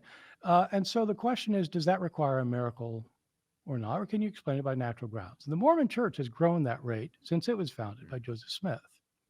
Now, I wouldn't want to say that Mormonism is necessarily true because it grew at that rate, or that the angel Moroni Beautiful. necessarily revealed the golden, but because it grew at that rate. If Christianity had continued to grow at that rate after Constantine, by the end of the 4th century, there would have been more Christians than humans in the world. So the rate of growth, Not or to the mention that number of people Christianity's who on come the to believe decline. in Yeah. something is not an indication of the miraculous beginnings of the faith. But I didn't say that. I'm asking you. It's only an indication of how popular a movement came to be. That's it. You did not Mhm. give me an extraordinary anomaly for Mormonism. I gave you an extraordinary anomaly for Jesus of Nazareth. The extraordinary anomaly is that the angel Moroni showed Joseph Smith these plates. No, but That's never happened before. But no Out one of is the 107 billion people in the world, that has never happened to anybody. We're back to the same point. Nobody outside of those people believe that. Either do the Moroni billions has of not people who appeared believe in to anyone Jesus. else. The people who believe in Jesus' resurrection are Christians. Well, no. Skeptics and unbelievers all around the world have been convinced by the They've resurrection of converted, Jesus. and they've been converted to Yeah. Mormonism. Oh, well, in Utah, yeah. No, you're not hearing me again. I know. 30% But growth they're rate. working on that So point. They're working on Christian narrow-minded. capital. I mean, it's a cult of Christianity. So Well, they're you working could on argue Christian that capital. Christianity is working off of well, Jewish capital. I mean, can Well, we? but Judaism didn't spread. I by know we've evangelism. kind of wandered into this final bedrock fact, and I just want you to establish it though, just for the listening and watching audience, Justin. Just talk about this. Why you believe that the rise of Christianity, or as you could put See how he's leading him? Just talk about this. Mm-hmm. it, the rise of the Nazarenes constitutes not just a fact of history, but something that points towards the truth of the resurrection.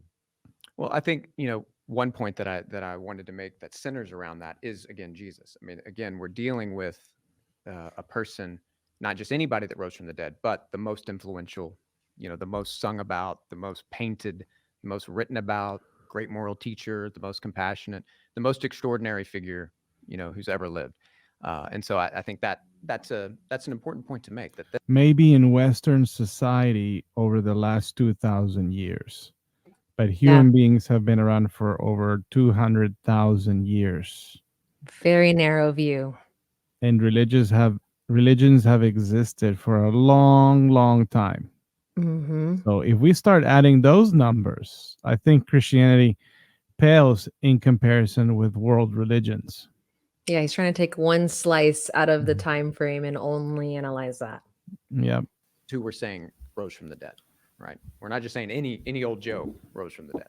And so again, I think that's why Jesus keeps tipping the boxes for all these extraordinary anomalies. I'm not getting And it. So are you saying it's a combination of things? It's that they claimed this unprecedented claim in that Jewish culture that a crucified Messiah had been raised from the dead.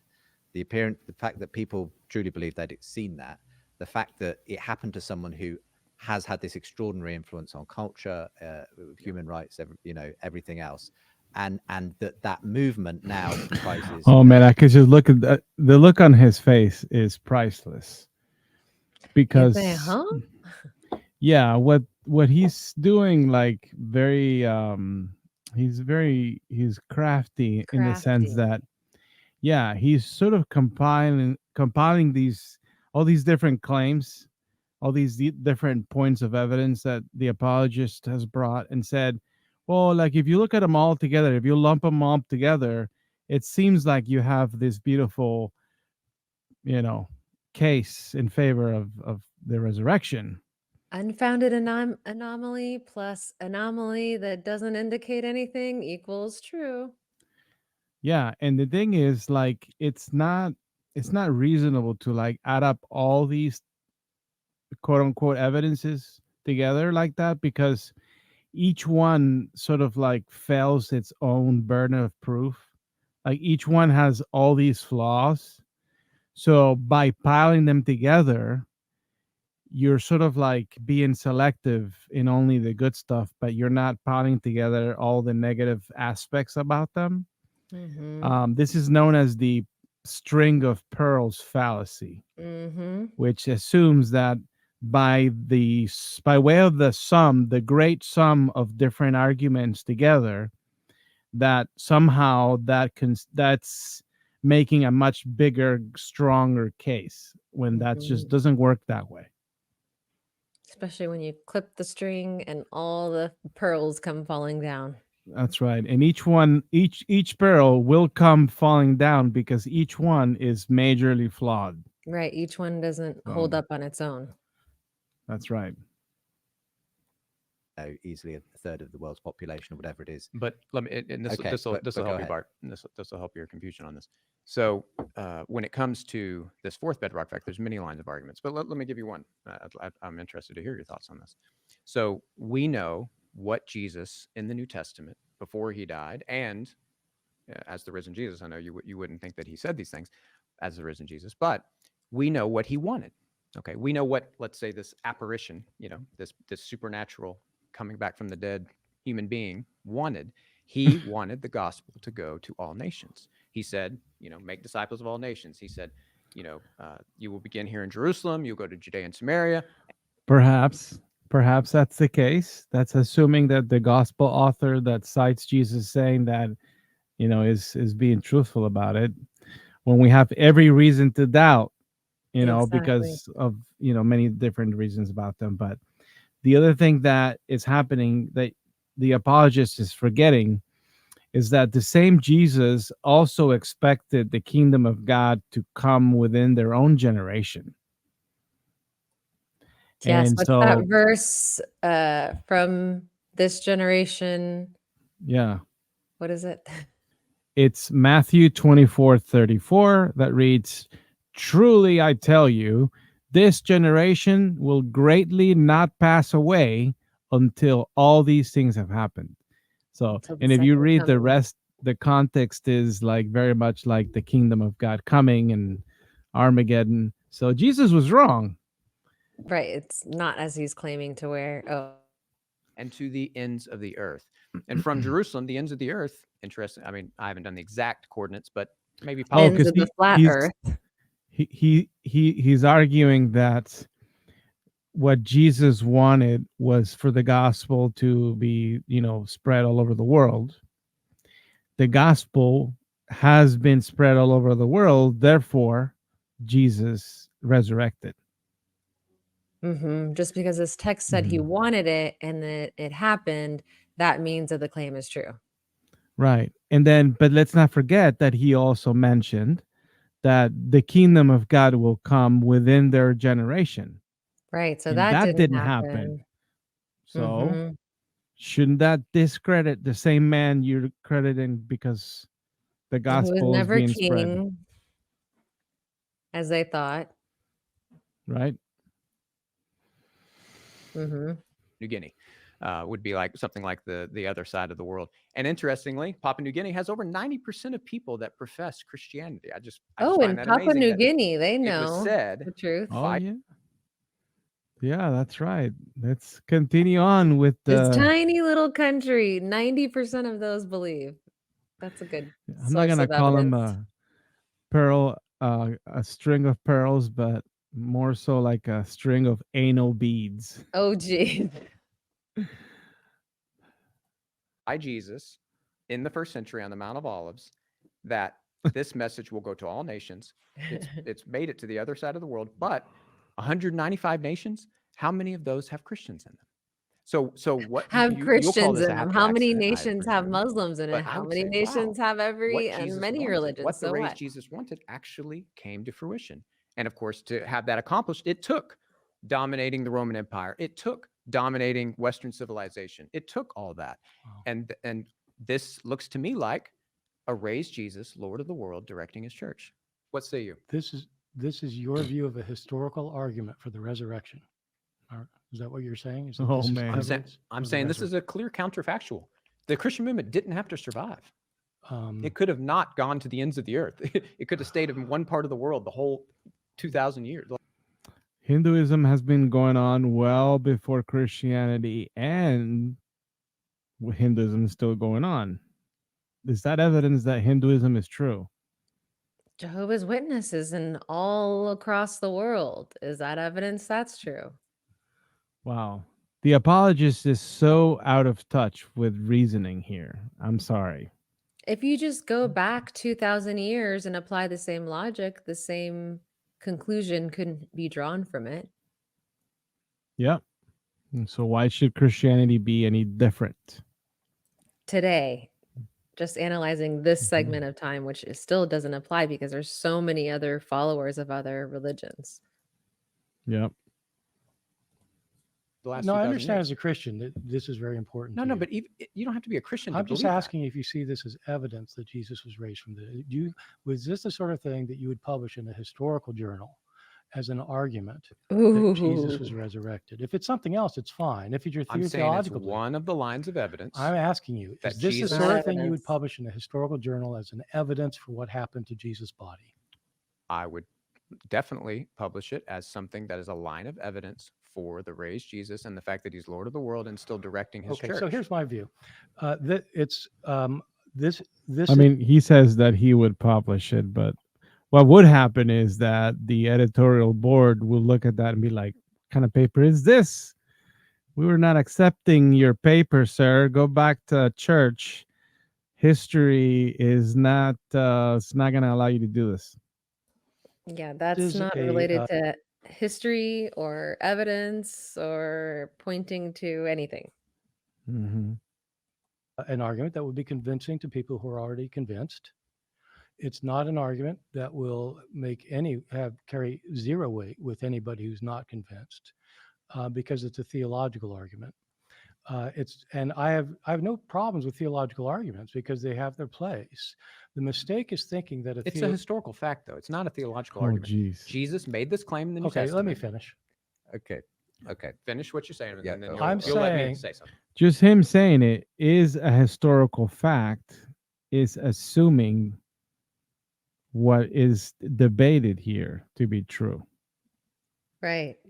that means that anybody who stated something historically stated something true. And we Yep. know that it's not the case. Yeah, I mean, the Quran says that Muhammad at some point split the moon in two, Yes. literally, like this happened. So are we going to believe that because it's in the Quran? Are we going to believe that because Muslims throughout generations have believed that to be true? Because it's popular? Mm-hmm. Because it fits within their theology somehow? Or should we look into actual evidence of, maybe the moon fracturing somewhere, or some sort of seam line that, when it was put back together? But, Especially in the context that the Bible has so many other claims that are disproven. right. Yeah, like the sun standing still. Exactly. day. That's actually the exact example I was thinking about, that can't happen. That couldn't possibly happen. The earth would have to stop spinning for that to be able to happen. But back then, they thought the sun was going around the earth. So Yeah, we understand that that was a wrong idea. right. I'm saying that the argument that Christianity succeeded is not a historical argument for what happened to Jesus' body. The question of the resurrection is what happened to Jesus' body. Was it brought back to life? Now, I'm assuming you don't think it was brought back to life. You could, it's easy to argue, by the way, that one of the things that happened, and what most people today would say, is that it was a near-death experience, right? He died, and so people saw him, and so that'd be another explanation. You could argue that. You could argue most anything, but the fact that billions of people today are convinced, when you go out on your mission in Jordan and you convince somebody, okay, suppose you convince an entire household, and suppose they can convince 100 people that Jesus was raised from the dead. How does the fact that those 100 people now believe show what happened to Jesus' body? Okay, I feel like you're missing my I argument. No. I It's just not asked a question. I it's just not asked you a succeeding. question. I asked But you a question. I would agree with you. Ask- That doesn't prove. Okay. Okay. So That's if, not what if I'm saying. convincing people doesn't prove it, Well, what he's saying is that plus the other thing, plus the other thing that's also problematic, plus that other thing that's also, an issue, all that together means it did happen. Mm-hmm. then the fact so many people have been convinced does not prove it. It's not that so many people. It's not necessarily that so many people has been convinced. It's that we know what the raised Jesus desired, and what he desired. We now have 20/20 hindsight, and we can say, look, what he desired has happened. And so let me give you an example. If Moroni, if the Oh boy. So we could even talk about like all these different denominations of Christianity, the many ways in which it has divided and all their different views. Like that's what Jesus wanted. Look at Bart's face. That's so not like him. He has so much Mhm. patience. I know. the writing in Mormons, if Moroni had said, I want the Mormon message to eventually dominate America and America to be completely Mormon. Mhm. Okay. Mhm. And let's say Mhm. we're sitting at a table in some future time and Mhm. all of America was Mormon. Yes. It was completely Mormon. Yes. I would say, yeah, you know what? That looks like some evidence that Okay. Moroni might have had, there may be something to him. Okay. So in the same Okay. way, Let's pursue that then. so let's pursue in it. the same way, let me finish. In the same way, if Jesus says, my gospel will go to all nations, Okay. and now 2,000 years later, it has, Yeah. and we could think of 100, thousands of counterfactuals where it didn't have to do that. Yes. The Christian movement could have died and can I- disappeared. and one of the things you point out is that I there think were that's other a Jewish very important point. messianic movements which did peter out, where when the Messiah got killed, it stopped. But your point is this was the only one in which the leader said it will go to the ends of the earth, and it actually did. I mean, and therefore, exactly. that's some As you kind know, of a, as you Who know, else I said don't think their message would I go to the ends of absolutely the don't earth? think Jesus said that. Of course, it's in the gospel, so we could have that argument too.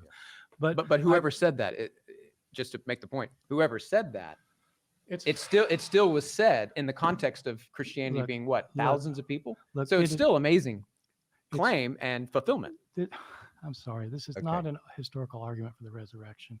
You can't claim that the rate of growth of religion is an indication of its It's not rate of truthfulness. growth. It's fulfilling a specific claim that Jesus made. How do you not see that? So respond to that specific then. Jesus Bart. What never do you made think? this claim. Okay. Okay, Luke. Then whoever wrote Luke and whoever wrote Acts and whoever wrote Matthew, they made the claim. Did No. they prove right? Were they I think proved you've right? read my books. You know I don't think that. Oh, okay. No. I'm saying whoever wrote Matthew, whoever I'm assuming you're anonymous authorship on these books. I'm saying whoever wrote them, they made these claims. According to you, they put them on the lips this of on Jesus. the lips of Jesus. But No. when they made As these you know from my claims- books, that's never what I've said. Go, they did- just explain what Matthew what your didn't make perspective this up. Matthew's living in a community that's living 40, 50, 60 years after Jesus. Okay. There have been storytellers about Jesus all along. Okay, so They he got passed- that. But my point, somebody made this claim. And it ended up on the lips of Jesus. I think Jesus made the claim. But according to you, somebody made the claim. But whoever made the claim in the first century, somehow 2,000 years later, it's been fulfilled. Can I ask you Who is that guy? We got to find him. He's the genius. Okay, we're going to go to a break. I just don't think- I mean, after Bart's responded. I would Okay. just like to know if it was to go to the entire world, why hasn't the whole world? I don't think this is a historical argument at all. This is a theological argument, which I'm happy to Exactly, and talk it with even you hasn't if you wanna talk happened. I mean, theology. if his argument is the fact that they said that it would be carried out to the ends of the earth, and that's happened. I mean, yes, there may be a Christian in every part of the country, but that doesn't mean it's everybody's believing, which is what that statement is supposed to mean. Every tongue will confess, every knee will bow. That's not what we're seeing here. So his Yeah. argument doesn't even follow his own logic. Yeah, every is not most or some or half. Christianity is only like a third of, the people in the world are about Christians. Even And in the that's- US, it's like half of the population, if that. Yeah, and And that's also declining. you also need to think like when it comes to like these polls or whatever, like their definition of what being a Christian is can also be very ambiguous, Mhm. Like for example, you will see polls that will say something like, do you believe in God or do you believe in a higher power? And then they'll take that to mean the Christian God or believe in the Christian God. Mhm. Yeah, stuff like that. What is a Christian really? That's a very complex question that not everybody agrees on what that actually is. True. And if you're, Yeah. I wonder if you're even including Christian, if you're including Mormons and Catholics and Protestants, all of those different sects of Christianity under the Christianity umbrella. That's right, because like evangelical Christians that know their theology, they'll affirm that Catholicism is blasphemy, that it's the Babylon, the church of the prostitute or whatever. Same thing, the Jehovah's Witnesses. Christians look at that and be like, no, that's also a cult of Christianity. So it's it's crazy, it's just we're gonna lump all of them together when it's convenient, but when it's not, we're gonna separate them. So this big wow effect, like, oh look, his intentions were for this Christian church to evolve and look how global it is. Well, no, it's not that global. Yeah, take it Maybe easy. from your small American view, but take it globally, and that's definitely not the case. Yep. Instead of history. But if that is your theology, that it had to go to the whole world, why in your theological view hasn't the whole world converted? Well, I think many do reject the claims of the gospel, and I think many have not heard the claims of the gospel. Why? If it was supposed to go to the whole world, why hasn't it gone to the whole world? Well, that's the thing. It has. That's my point. No, it hasn't. You just It said has, but it hasn't. When Oh, it's man. convenient. many people hadn't heard. Well, I'm saying, yeah. But that's what I'm saying. Based on the evidence of the last 2,000 years, do you think it will ultimately go to all? We're talking about tribes. that Let's just haven't happened. project We're talking and about predict people the like in South future. America. And actually, even if you were to do that, the projections aren't going to that trend. The Christianity is on the decline. So the answer to his question is no. Exactly.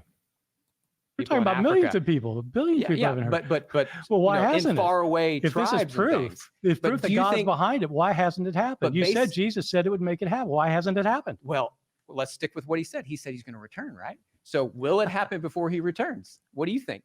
Based on the last 2,000 years of I think evidence. the answer is no. Well, look, we're going to take a break there, and we'll be back for the Did he final say- thrilling part of this. Will debate. he come back based on the last 2,000 years of evidence? Is that what he said? I'm not sure. Given that he hasn't come back in the past 2,000 years, I'd say it's pretty likely that he won't come back in the next 2,000 years. Final segment. So why don't we go to one more of your particular lines of evidence from this fourth fact about the rise of Christianity, and why? Give us another one, and let's do another few Fact? minutes with Bart on this. Yeah, thanks, Justin. It's almost as if this this little debate is a platform for Justin to do an exposition of his four arguments why Christianity is true or something like that. So they're going like one by one. Hmm.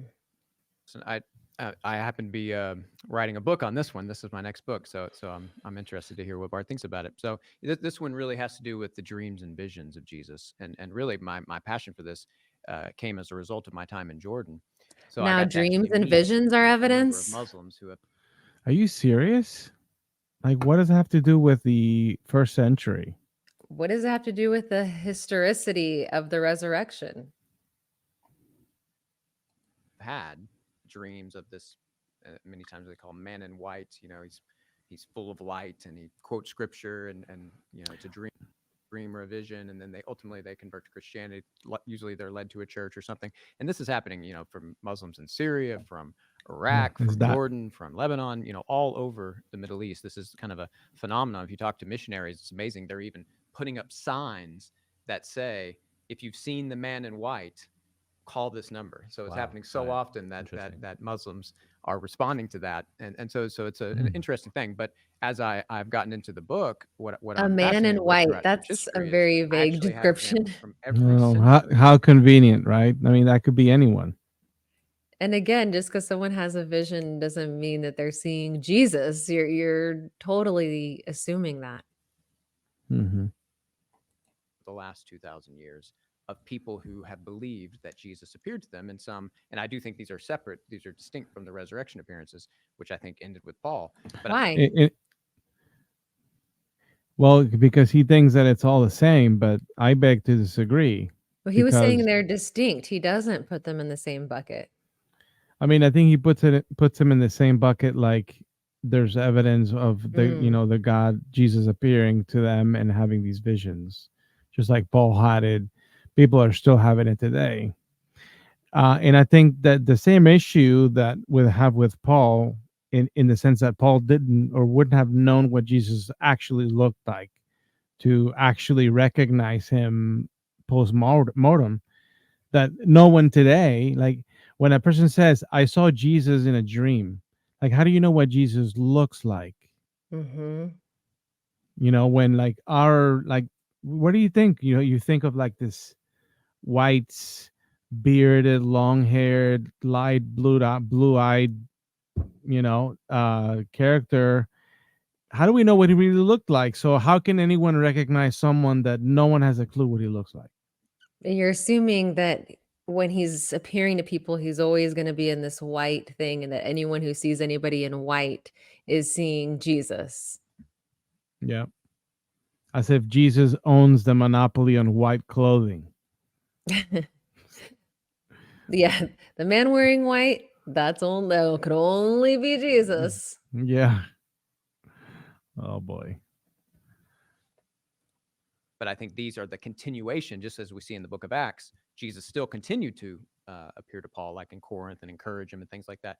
These kind of visions are happening, whether dreams or visions, and they're happening to people all over the world, almost every nation for the last 2,000 years. And so to me, again, this is another line of evidence that Jesus rose from the dead and is still appearing to people. It goes back to what he desires. Jesus desires to seek and to save the lost. And so I think Jesus is seeking and saving. Now, because even unbelievers are having these visions. I'm and going to transforming. anticipate what Bart is going to say, but Bart, you can correct me. But Oh, Doesn't boy. this happen in other religions? Why this isn't exclusive to Christianity? People claim they've had all kinds of visions in other religions. Doesn't prove that the religion is true necessarily. Yeah, I would say this is unique to Christianity. And again, would. so I hate bringing back What? Moroni. I think we've talked about Moroni more Did in we this miss this you guys whole said. interview? I'd say this is unique to Christianity. Wonderful. I mean, you could say that. I could say that in the shower all day long. That's not going to make that be the thing. They've already discussed many other witnesses to other miracles. Yeah. It's like he's not even listening at all, or he's just following a script. Just trying to make a square peg fit in a round hole. Mm-hmm. than anytime Moroni's ever been talked about outside of Look Utah. at Bart. He's just But- like, he looks defeated already. It's like, all right, we've been doing this for an hour. I've been Come on, saying the same man. thing. This is no different than any other world religion. Yeah, you've got nothing. What's different dude. about it? Oh, but this, that. Nope. All right, folks, we got a little more. Hang in there with us. It's almost over. But yeah, the fact that Jesus is appearing all over the world, almost every nation for the last 2,000 years, to Hindus, to Buddhists, to Muslims, to Jews, and they're converting. I don't know of any other faith that could make such a claim. So this is I think a unique phenomenon. There's even I think Bart's aware of this because he referenced Philip Weeby's book Visions of Jesus, which I'm had enjoyed reading in preparation for my book, and he talks about how there's even a separate study in the psychological understanding of the paranormal and of these type of things called Christic visions, because they're so common and there's so many. This is happening so often. And there's probably that's also Hindu visions, and there's probably also other kind of visions. They're visions. That doesn't mean anything. Yeah. And just because you have many people having the same experience doesn't make that claim that would have taken place 2,000 years ago true. Mm-hmm. What I would say is it's really truly a unique phenomenon with, again, the person of Jesus. So this is just another line of evidence to add to all these others that we've been talking about that I think suggests this Jesus rose from the dead. Okay, Bart. Well, I don't really have anything to say about it. I mean, I'm pretty sure you do, Bart. oh no, I really don't. I mean, because I don't think it's any evidence of anything. I mean, Okay. people have dreams about all sorts of things. It It's doesn't a mean non anything is real. sequitur. Exactly. So I'm sorry, I've never thought about it, studied it. I read this book, and It was a good book. it's very weird, very strange. I don't believe it really happened. As you know, the film disappeared. Well, I don't.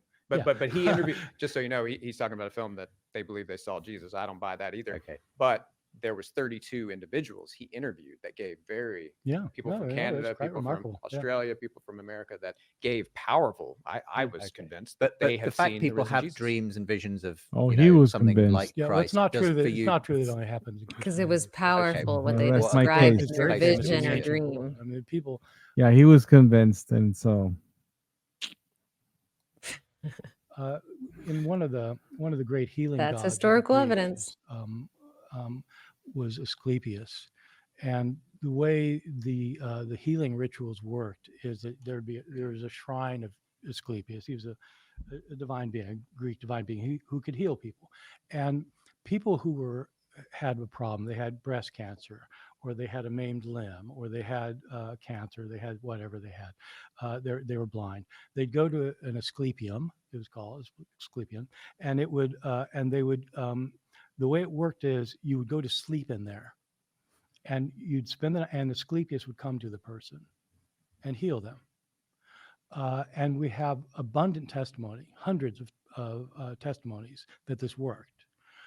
And we actually have a number of these Asclepia that have been dug up by archaeologists that they're actually pretty interesting, because they would make representations of the body part that got healed. And so you'd have their walls covered with breasts Okay. and penises and arms and eyes Hmm. and Right. ears, depending on what. And so it was all based on a dream cult. And Asclepius isn't the only one. We have all sorts of cults involving Zeus, for example. And so throughout history, Yes. of course, there have been lots of cults that claim that they're the person is being dreamed of Okay. and healing them. All right. That is fascinating. Fascinating, history. I've learned a lot about Asclepius, but I just have to ask you, Bart, who has Asclepius appeared to lately? Just last night. are you serious? no, I had a really interesting dream. And and it proves that Asclepius The was only raised from the current dead because I dreamed hallucinations about Let me it. ask you are this: valid. if people from all over the world started thinking that Asclepius was appearing to them, or Apollonius of Tyana, or Moroni, or That'd any be of great. them, Yeah. wouldn't that be something? Wouldn't you go, wow, there may Yeah, be that something would be to this? something. Yeah, that would be something. But it's happening with Jesus. I don't think so. No, it's a fact that it's happening. Well, I mean, if the part of the reason why it's happening with Jesus is because people have already this preconceived notion of this character, like the stuff that he was saying, that that it'd be more credible because it was unexpected that the Messiah would be resurrecting, and somehow that makes those claims more credible. Remember? Yeah. So this is kind of the similar scenario, but it's the opposite. So now he's flipping his own logic. And following his logic, I wonder if you were to have all those people have a sketch artist draw out what their vision of Jesus looked like, you'd have different visions. And of course, we already know that the current depiction of Jesus is not what the historical probability of what Jesus would look like, dark skin, dark eyes, all of that would be. Yeah, stubby nose, Mhm. unattractive man. But that's not the one they're seeing in their dreams. In their dreams, they're seeing a medieval being covered in light with a beautiful beard and, handsome dude. Maybe some would have long beard, maybe some would have scruffy, like people have their own visions. That's the point, is I bet everybody would have different Mhm. depictions. Yeah, yeah. I wonder if there's like one of those NDE or near death experience witnesses or books that talk about seeing a very ugly Jesus. I think that might sell some books. All right, so we're almost there, folks. No, it's not. It's just whether or how not many he's of you- actually appearing to Look, them. there are That's 8 your billion. question. There are 8 billion people in the world.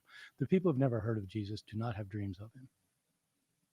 No, one of the examples in my book is Samuel Morris, a guy from Libya, and he heard the voice of Jesus. He went to Taylor. I don't know if you heard of Taylor University. They have a statue for him. They dedicated a whole hall for him. He had never heard of Jesus. He heard the voice of Jesus. He survived this tribal attack. It's an amazing story. I mean, Yeah, again, it's amazing. Great. like Pincus Lapide, you Great. should look into these. Great. These are powerful. Yeah. But there definitely are people who have never heard of Jesus, and they Yeah. have these visions. They have Okay. these dreams. And Why do you think it doesn't? So again, I don't think this is a historical argument, but just I mean, how do you really know that they've never heard of Jesus, though? They might claim that. That might be on their biography or whatever, but how do you really know? Mm-hmm. Like, did you somehow extract, their brain prior to those events and examine it? Like, how do you know they had? I mean, what is more likely in today's day and age, that people can have access to this information if they want to. And if this were the case, we would see this by and large across all the population. He's citing one random person out of billions of people. Like, there should be more instances of this if this is true. Yeah, yeah. out of curiosity, why do you think it's taken so long? And why don't you think Jesus just appears to everybody?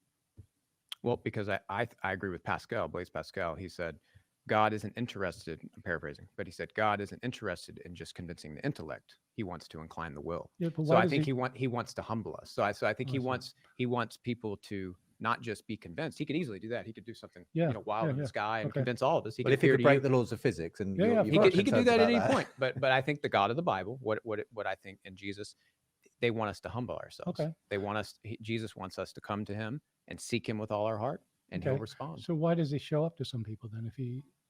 Why does he show up to some people, not others? I love it. So why is God being special to some and not to everybody else? Mm-hmm. I don't, I can't say exactly why Jesus appears to this person or not, Of course but I you would say can't. maybe it's because that person has more open heart and they're responding in Uh-huh. some way, kind of like Cornelius in Acts. Mhm. He's Uh-huh. seeking, the true God. The and what arrogancy. happens- So the fact that An angel Jesus, appears to Peter, and Peter brings the gospel to Cornelius. so people with an open heart. That's kind of like the people that claim, oh, you see, even though my entire neighborhood was wiped out by a tornado, this Bible made it completely intact, or my family wasn't like destroyed in the storm because we're Christians. We're still alive. That's proof that God favored us. Yeah. Who cares that he destroyed my whole house and everything? Yeah, everyone else's belongings. That's fine. That's your theological view. That's fine. I mean, it's a Well, religious point of view. And, I'm just I don't people- I'm people saying vote I for didn't it. say I know for sure, but I'm just Well- saying it's likely that it would you have very well from the Bible that depending on someone's response in their heart, if they're seeking or if they're hardening their heart, I'll a lot just of say- times that depends on their You know, that hardening of the heart is more like the softening of the heart. It's not an emotional change. It's not like you're changing your, how you feel about things, but more like you just give up on using your own.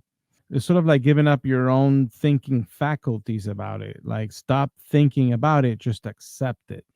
Right, Is because they what that also is. equated back then the heart with the brain. They thought the heart was the thinking part. So it's Yeah.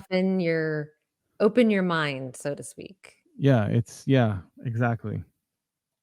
interaction and how God is. That's fine. I mean, it's a religious True. view, and I- it's I fine. mean, it's not the sort of view but- that a but historian the- would use to argue for something that Although- happened in the The, past. where Although he's also claiming it's more credible if it's somebody who didn't believe, wasn't going to believe, and they came to believe. But then now he's saying at the same time, you're more likely to believe if you're open to that idea and soften your heart. It's not as credible to be a witness if you were open to it and came to believe. It's way more credible if you're skeptical and then came to believe. You know what I mean? Right. Yeah, exactly. It's like it's when it's convenient. I think you are trying to tie it to something historical. Yeah, exactly. Justin, is that it for you, it seems to be that this happens in today's world, let's say, for Christianity.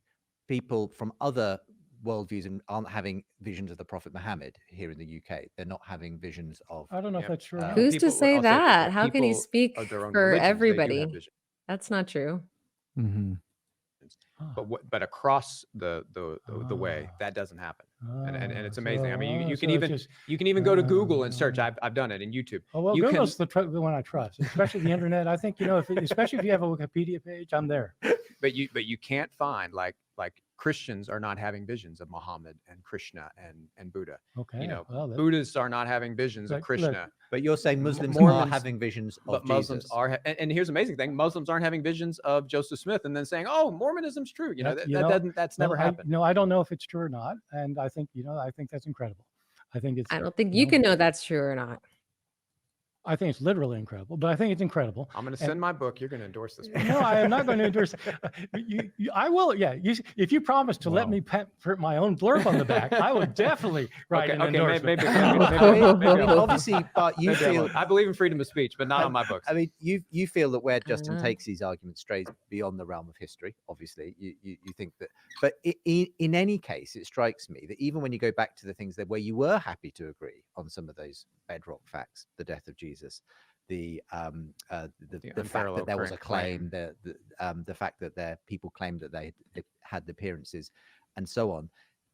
Even so, it doesn't sound to me like that could ever amount to enough to Yeah. to explain so let me explain this. for a resurrection to be explanation, because at the end of the day, people don't rise from the dead. That's what you're No, saying. no. That well, seems to be that's- what you're saying. yeah, Because you're saying I know God, it sounds like that's what you I'm saying. It's can't not break quite the what law I'm of saying. physics. People don't rise No, from no, the no, dead. it's not quite what I'm Okay, saying. Okay. Okay. Go on. You've got he's given 5 claims so far, right? The crucifixion, the unparalleled claim, as you're calling it, the appearances, the triumph of Christianity over the earth, and now dreams. Okay, so of those 5, I would say one of them could be considered historical evidence for the resurrection.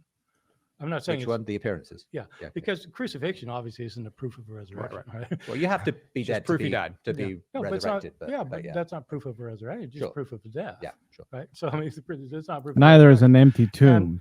Unprecedented claims. I don't think that's an argument, because we certainly the claim was not, oh, the Messiah has been raised from the dead. The claim was, we have seen Jesus. And that claim is not unprecedented. We have lots and lots, thousands, millions of people who claim to see someone who's dead. That's kind of interesting. The claim was not that he resurrected from the dead, but the claim was that they had seen Jesus. That's a different claim. Because, like, one resurrecting from the dead. I mean, I don't know what you're muted, by the way. How would they have Resurrecting. seen him without him being resurrected Well, I think after that's he what. died? So that's the assumption that Bart says they would be making by having seen him. Okay, so what's But the being alternative? witnessing of the metamorphosis event, right? The healing process, from corpse to That's a fully, good right? point. Right. You know, blush to the face. Uh-huh.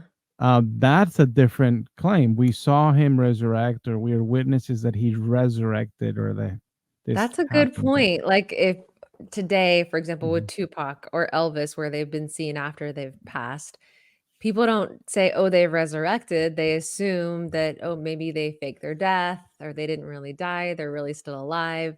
And so if people do see them, that's just the claim. They saw them. That doesn't mean they came back from the dead.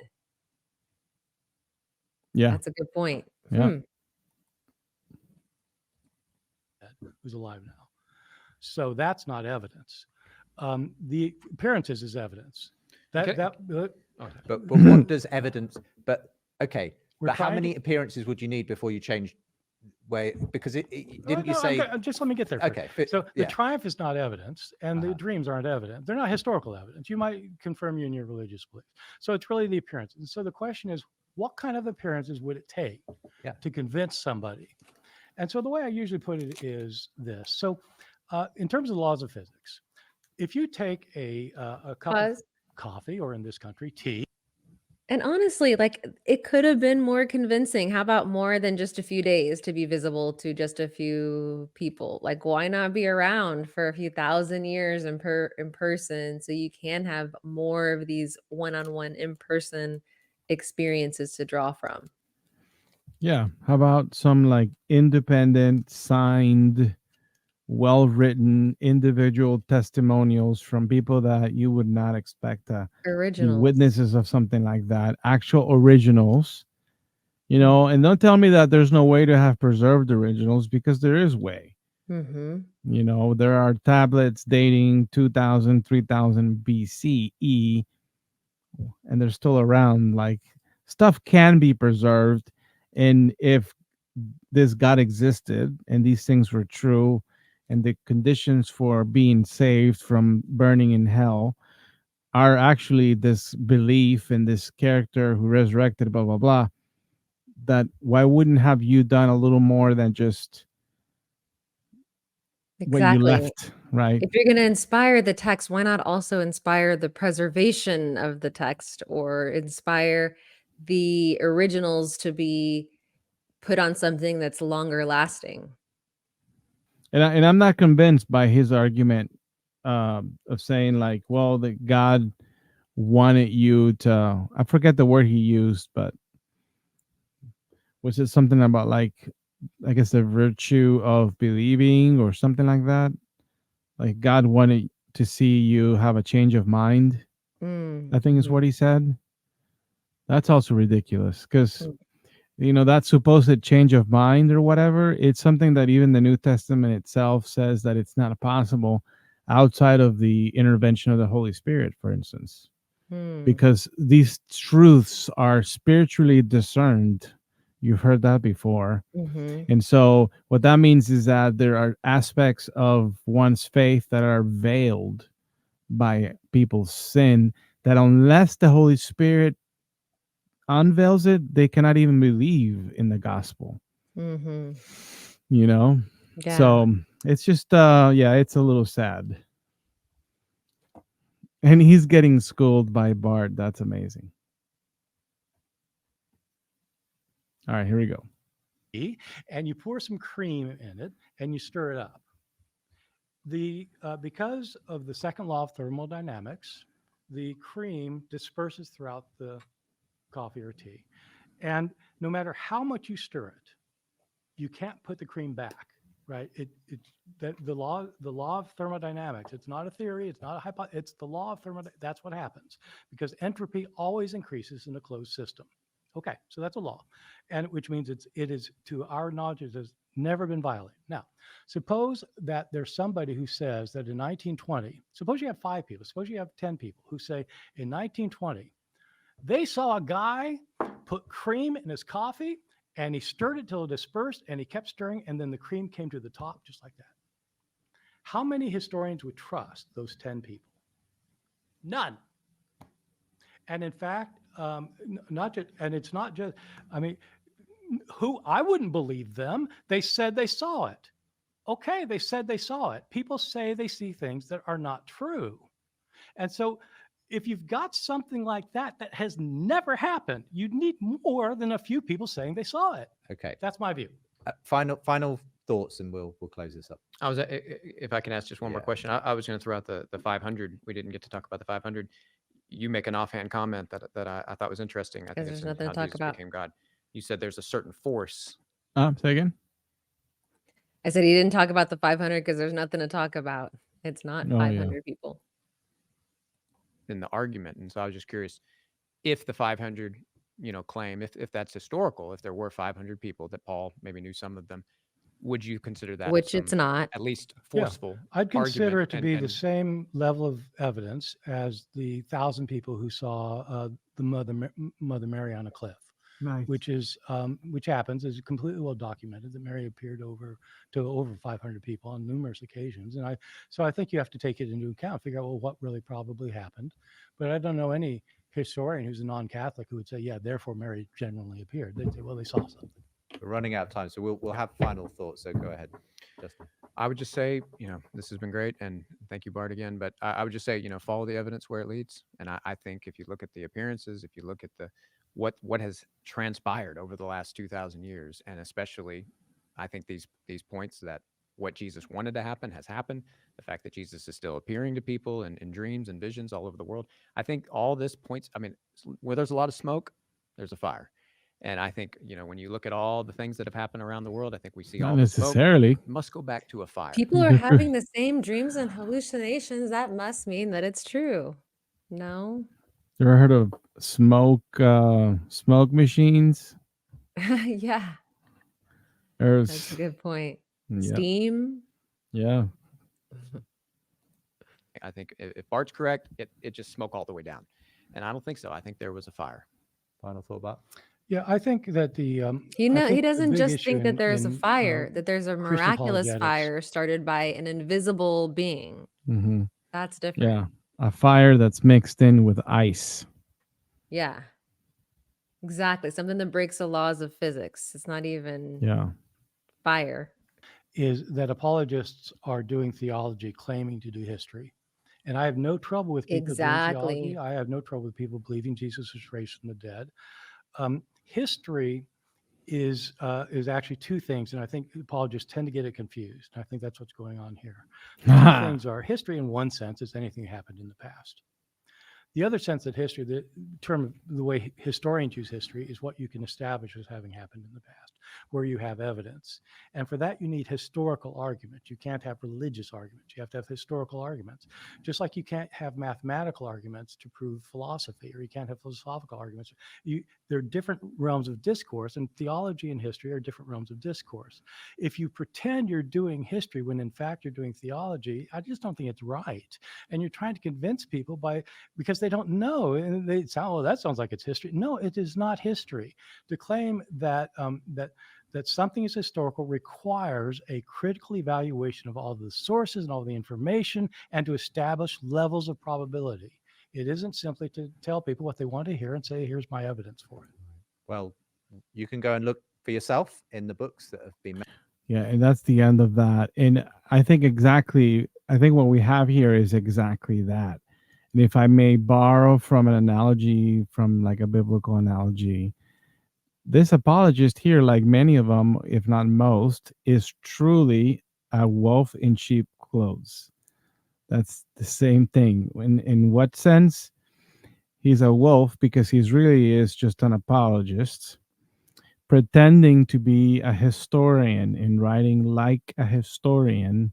And he's been schooled by a historian on this very debate dialogue. So I was thinking about that. Like, I feel like modern day scholarship usually is well rounded. For example, the archaeologist is taking into account also the history, is also taking into account more of a worldview. Other sciences are being applied. But when it comes to the theologian as a scholarship, a lot of times we're just looking at the Bible as the source of the supportive evidence. So it is a different kind of scholarship, and one is applying a certain standard of logic and evidence, whereas the other is more guiding with the conclusion and using Right. circular reasoning of the Bible. Yeah, for sure. They're starting out from the presupposition that the claims of Christianity are true, starting with the resurrection. And so now we're going to look around for evidences in support of that. And so it's easy to convince oneself. And I mean, that's really is just confirmation bias at its best. You don't know what confirmation bias is. And this is very much a scientific thing. This has been demonstrated, is that our brains are more likely to accept something to be true if it confirms what we already believe. And the other side of that, which I find more interesting, is that we're more likely to reject something when it defies or is contrary to our own personal beliefs. Exactly. We saw a Yeah. lot of cases of his special pleading and how he tried to manipulate the standard, in that he's trying to slice a point in time, which is right now, and using the fallacious argument of the amount of believers who believe right now in this area. Like, it's just he's manipulating the data to try to get it to point to his conclusion. Yeah. And it sounds convincing to him and many and perhaps to many others. And I kind of agree with Bart in the sense, like, if you want to do that as a theologian, feel free, but don't try to frame it as the work of a historian when you're not applying the same principles that historians would in determining what something is or not, whether or not it's historical or true and whatever. Mm-hmm. When you're trying to prove historicity, it's not just, oh, are there historians that agree with this and who are Christian? No, it's like, it's saying the things that you believe in aren't true. The evidence that we have aren't leading to that conclusion. The evidence that we have doesn't agree with your conclusion. So the evidence is pointing to your conclusion being wrong. So there's a lot wrong with it not being historically accurate and supported by historical evidence. Mm-hmm. Yeah, and that's why it's important. And I'm glad that this discussion took place here between them, is because there is a difference between accepting or believing that Jesus existed historically, and like Bart Ehrman will affirm that perhaps he did. But another thing is accepting the claims made in the New Testament about that Jesus character, Mm-hmm. one of them being this resurrection claim. And That's so right. I think, yeah, it's important. And the reason why is not accepted, even though the Jesus might have accepted claim is somewhat accepted, it's because of the nature of the claim. And it so happens that it's a supernatural claim that there's just no evidence of it even being a possibility. So why should we accept that in our modern day when, we don't have any evidence that could corroborate it actually happening? Yeah, why accept the highly improbable explanation instead of accepting the explanation that's within the realm of possibility? We see lots of examples in modern day and other examples of how this has happened. I mean, everything is leaning towards that being a more reasonable explanation. Yeah, and I think Bart Ehrman today has done a great job showing us why one cannot do that, and at the same time claim to be a historian at the same time. So thank you, folks. We're so glad that if you stuck around, you truly deserve a medal. And You're so a we true fan. appreciate you. We do thank you, and we ask that you give us a like if you haven't subscribed. We need you to join the Apostate of Mind family. So don't hesitate to hit that notification bell as well. And so with that, this has been Apostate Of of mine. Mind. They call me a god.